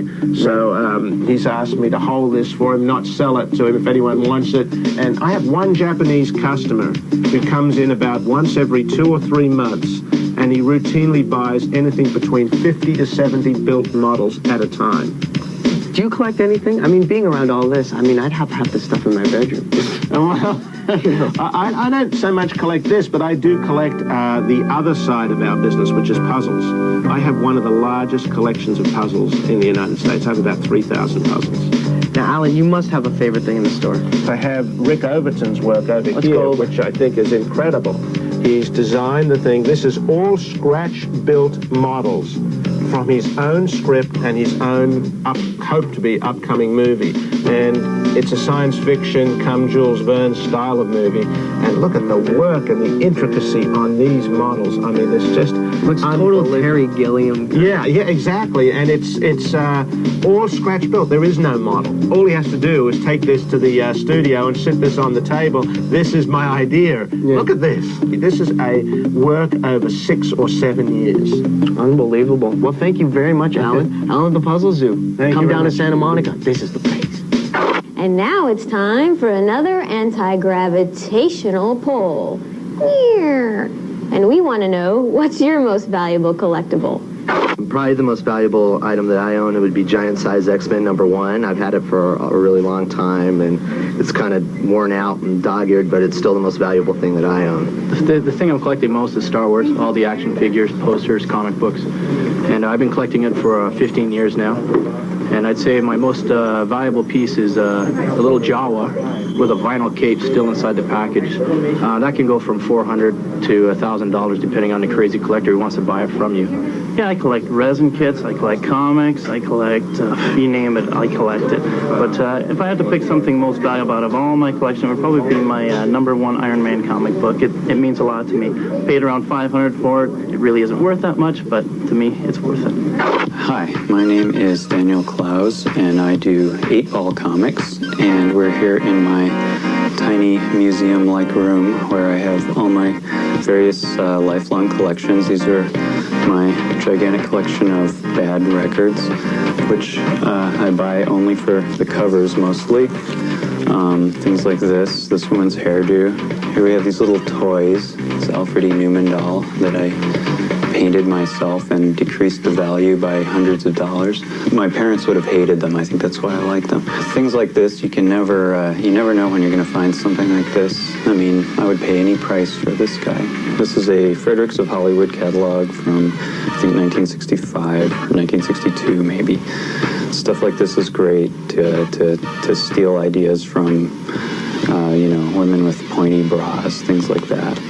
Then over here, a spinner rack with some of my paperbacks. Again, just for the cover artwork. I've only probably read 5 of them. After this, we roll on with comic reviews from Nick, game reviews from Phil, and how to convince that kid at the comic store that your Iron Man comic with a mustache drawn on it is still in mint condition. Hey everybody, and welcome to Comicopia, my weekly review of comic books. This week we're checking out collectibles in comic books. So first, for a future collectible, here is Tomo Arigato Mr. Roboto. It's Tomo #0, folks. This issue dives further into the past of this character who made her debut in She. We see Tomo train in a martial arts dojo and get in gear for an all-out battle for blood. I like this artist, Amanda Connor, and I look forward to more of her work.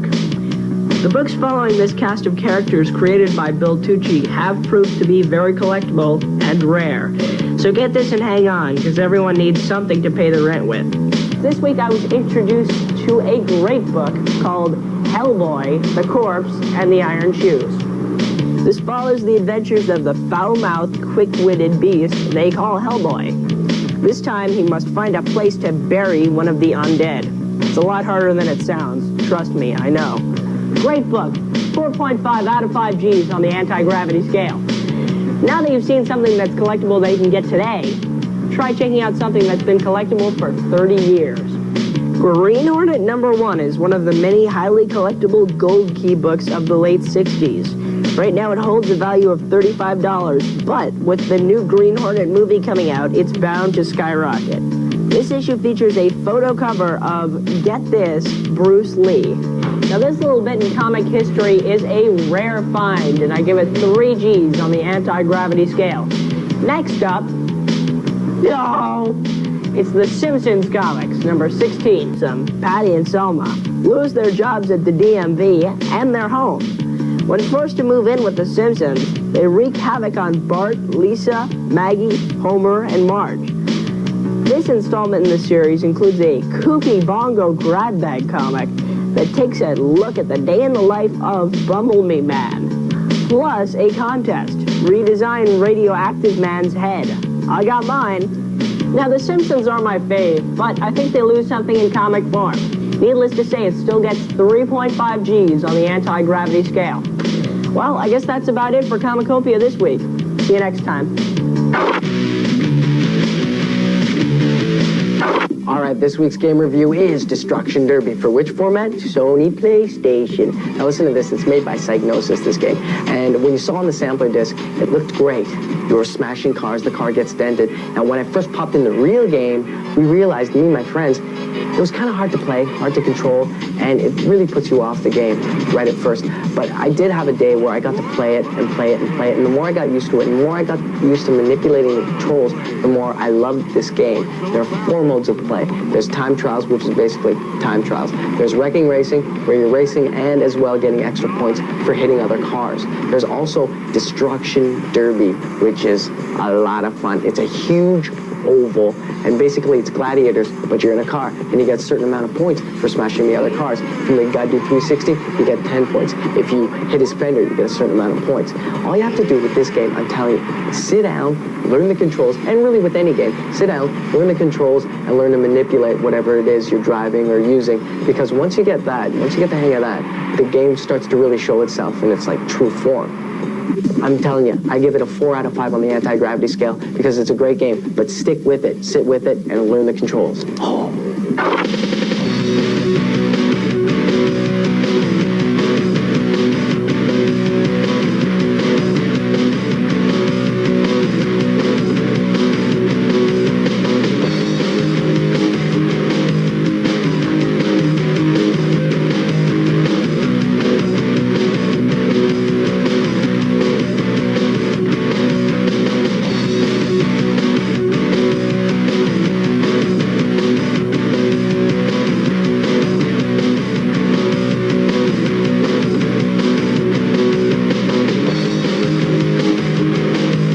No food, no water. What comics would you like on a desert island? I would take the complete collected Will Eisner, the complete collected Miss Fury, and the complete collected Brenda Starr. In this materialistic culture, inevitably I found myself to be a collector, but almost by accident. I end up collecting objects because they're of interest to me. I find inspiration for some of my work, or by juxtaposing these objects I've collected, they generate ideas for me. And I never really know what's going to catch my eye.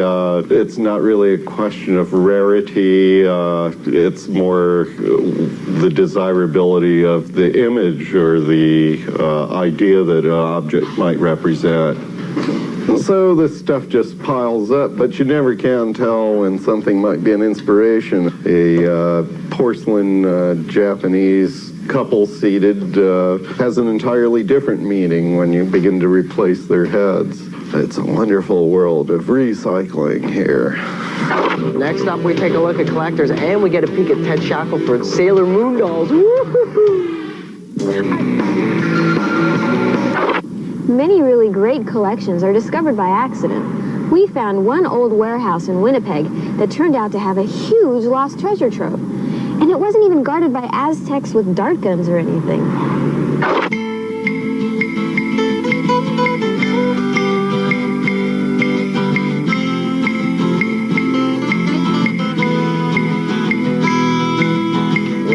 Standing on the 6th floor of a building. It's approximately 6,000 square feet, and it's stacked from head to toe with everything from pocketbooks, comics, magazines, toys, records, the whole shebang in the collector's world.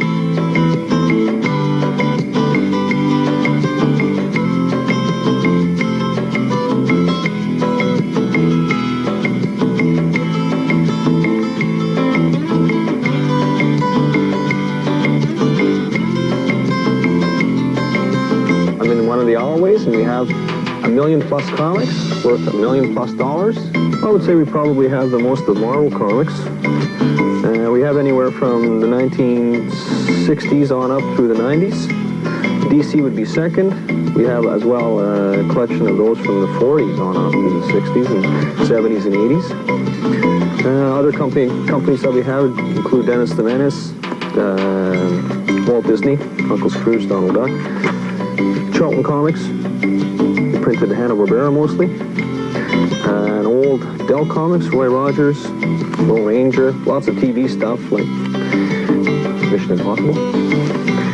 People send us lists through the mail of things that they want. This, for instance, is a guy from New Jersey, and he's looking for Dennis the Menace comics. The earliest number here I have is number 14. It's from the 50s. I'm sure he'll be happy to get that.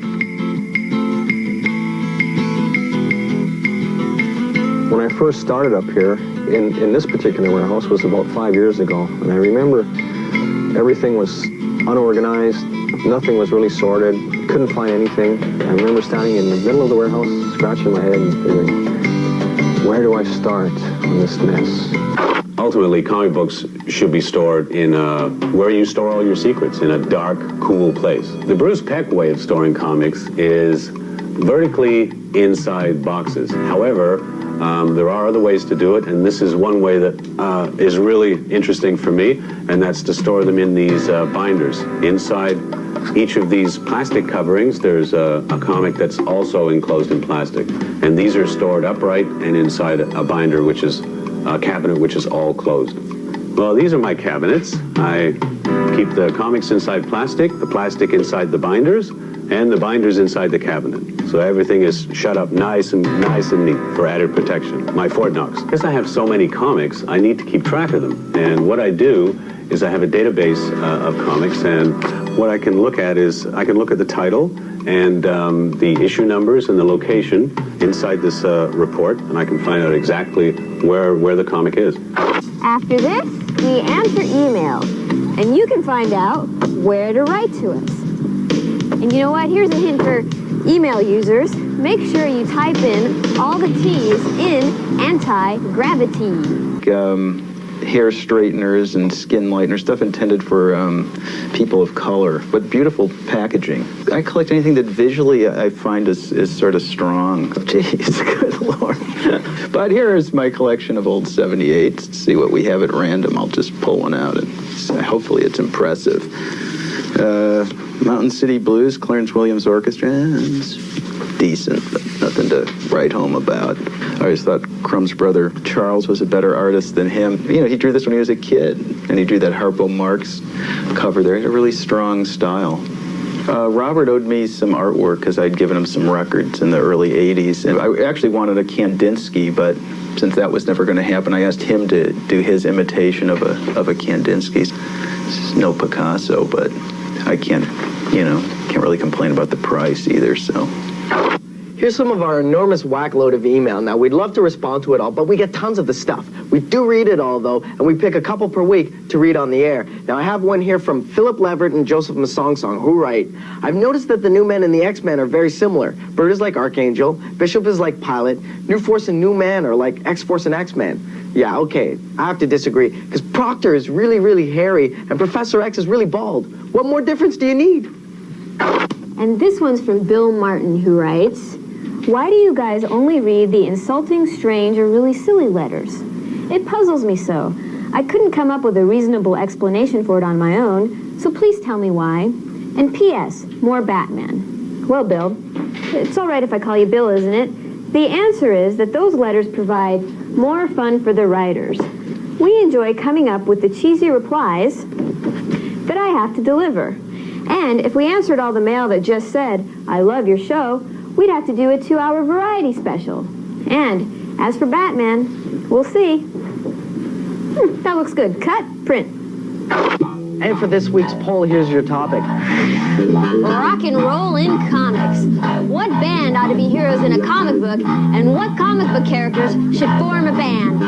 You can call or you can email us at antigravity@ytv.ca or write to us at the Anti-Gravity Room, care of YTV Canada, 64 Jefferson Avenue, Unit 18, Toronto, Canada. M6K 3H3. And our webpage is at www.antigrav.com. So join us next time when we look at comics that aren't necessarily superheroes. From dinosaurs to Too Much Coffee Man, these comics cover it all. So it seems like these collectors all know what they want, and they collect it. But what if you don't know? Well, you can look at market trends, or you can consult a computer. They say you can make a lot of money collecting old Tupperware. I don't think so. You better collect what you like. And we'll see you next time on The Anti-Gravity Room.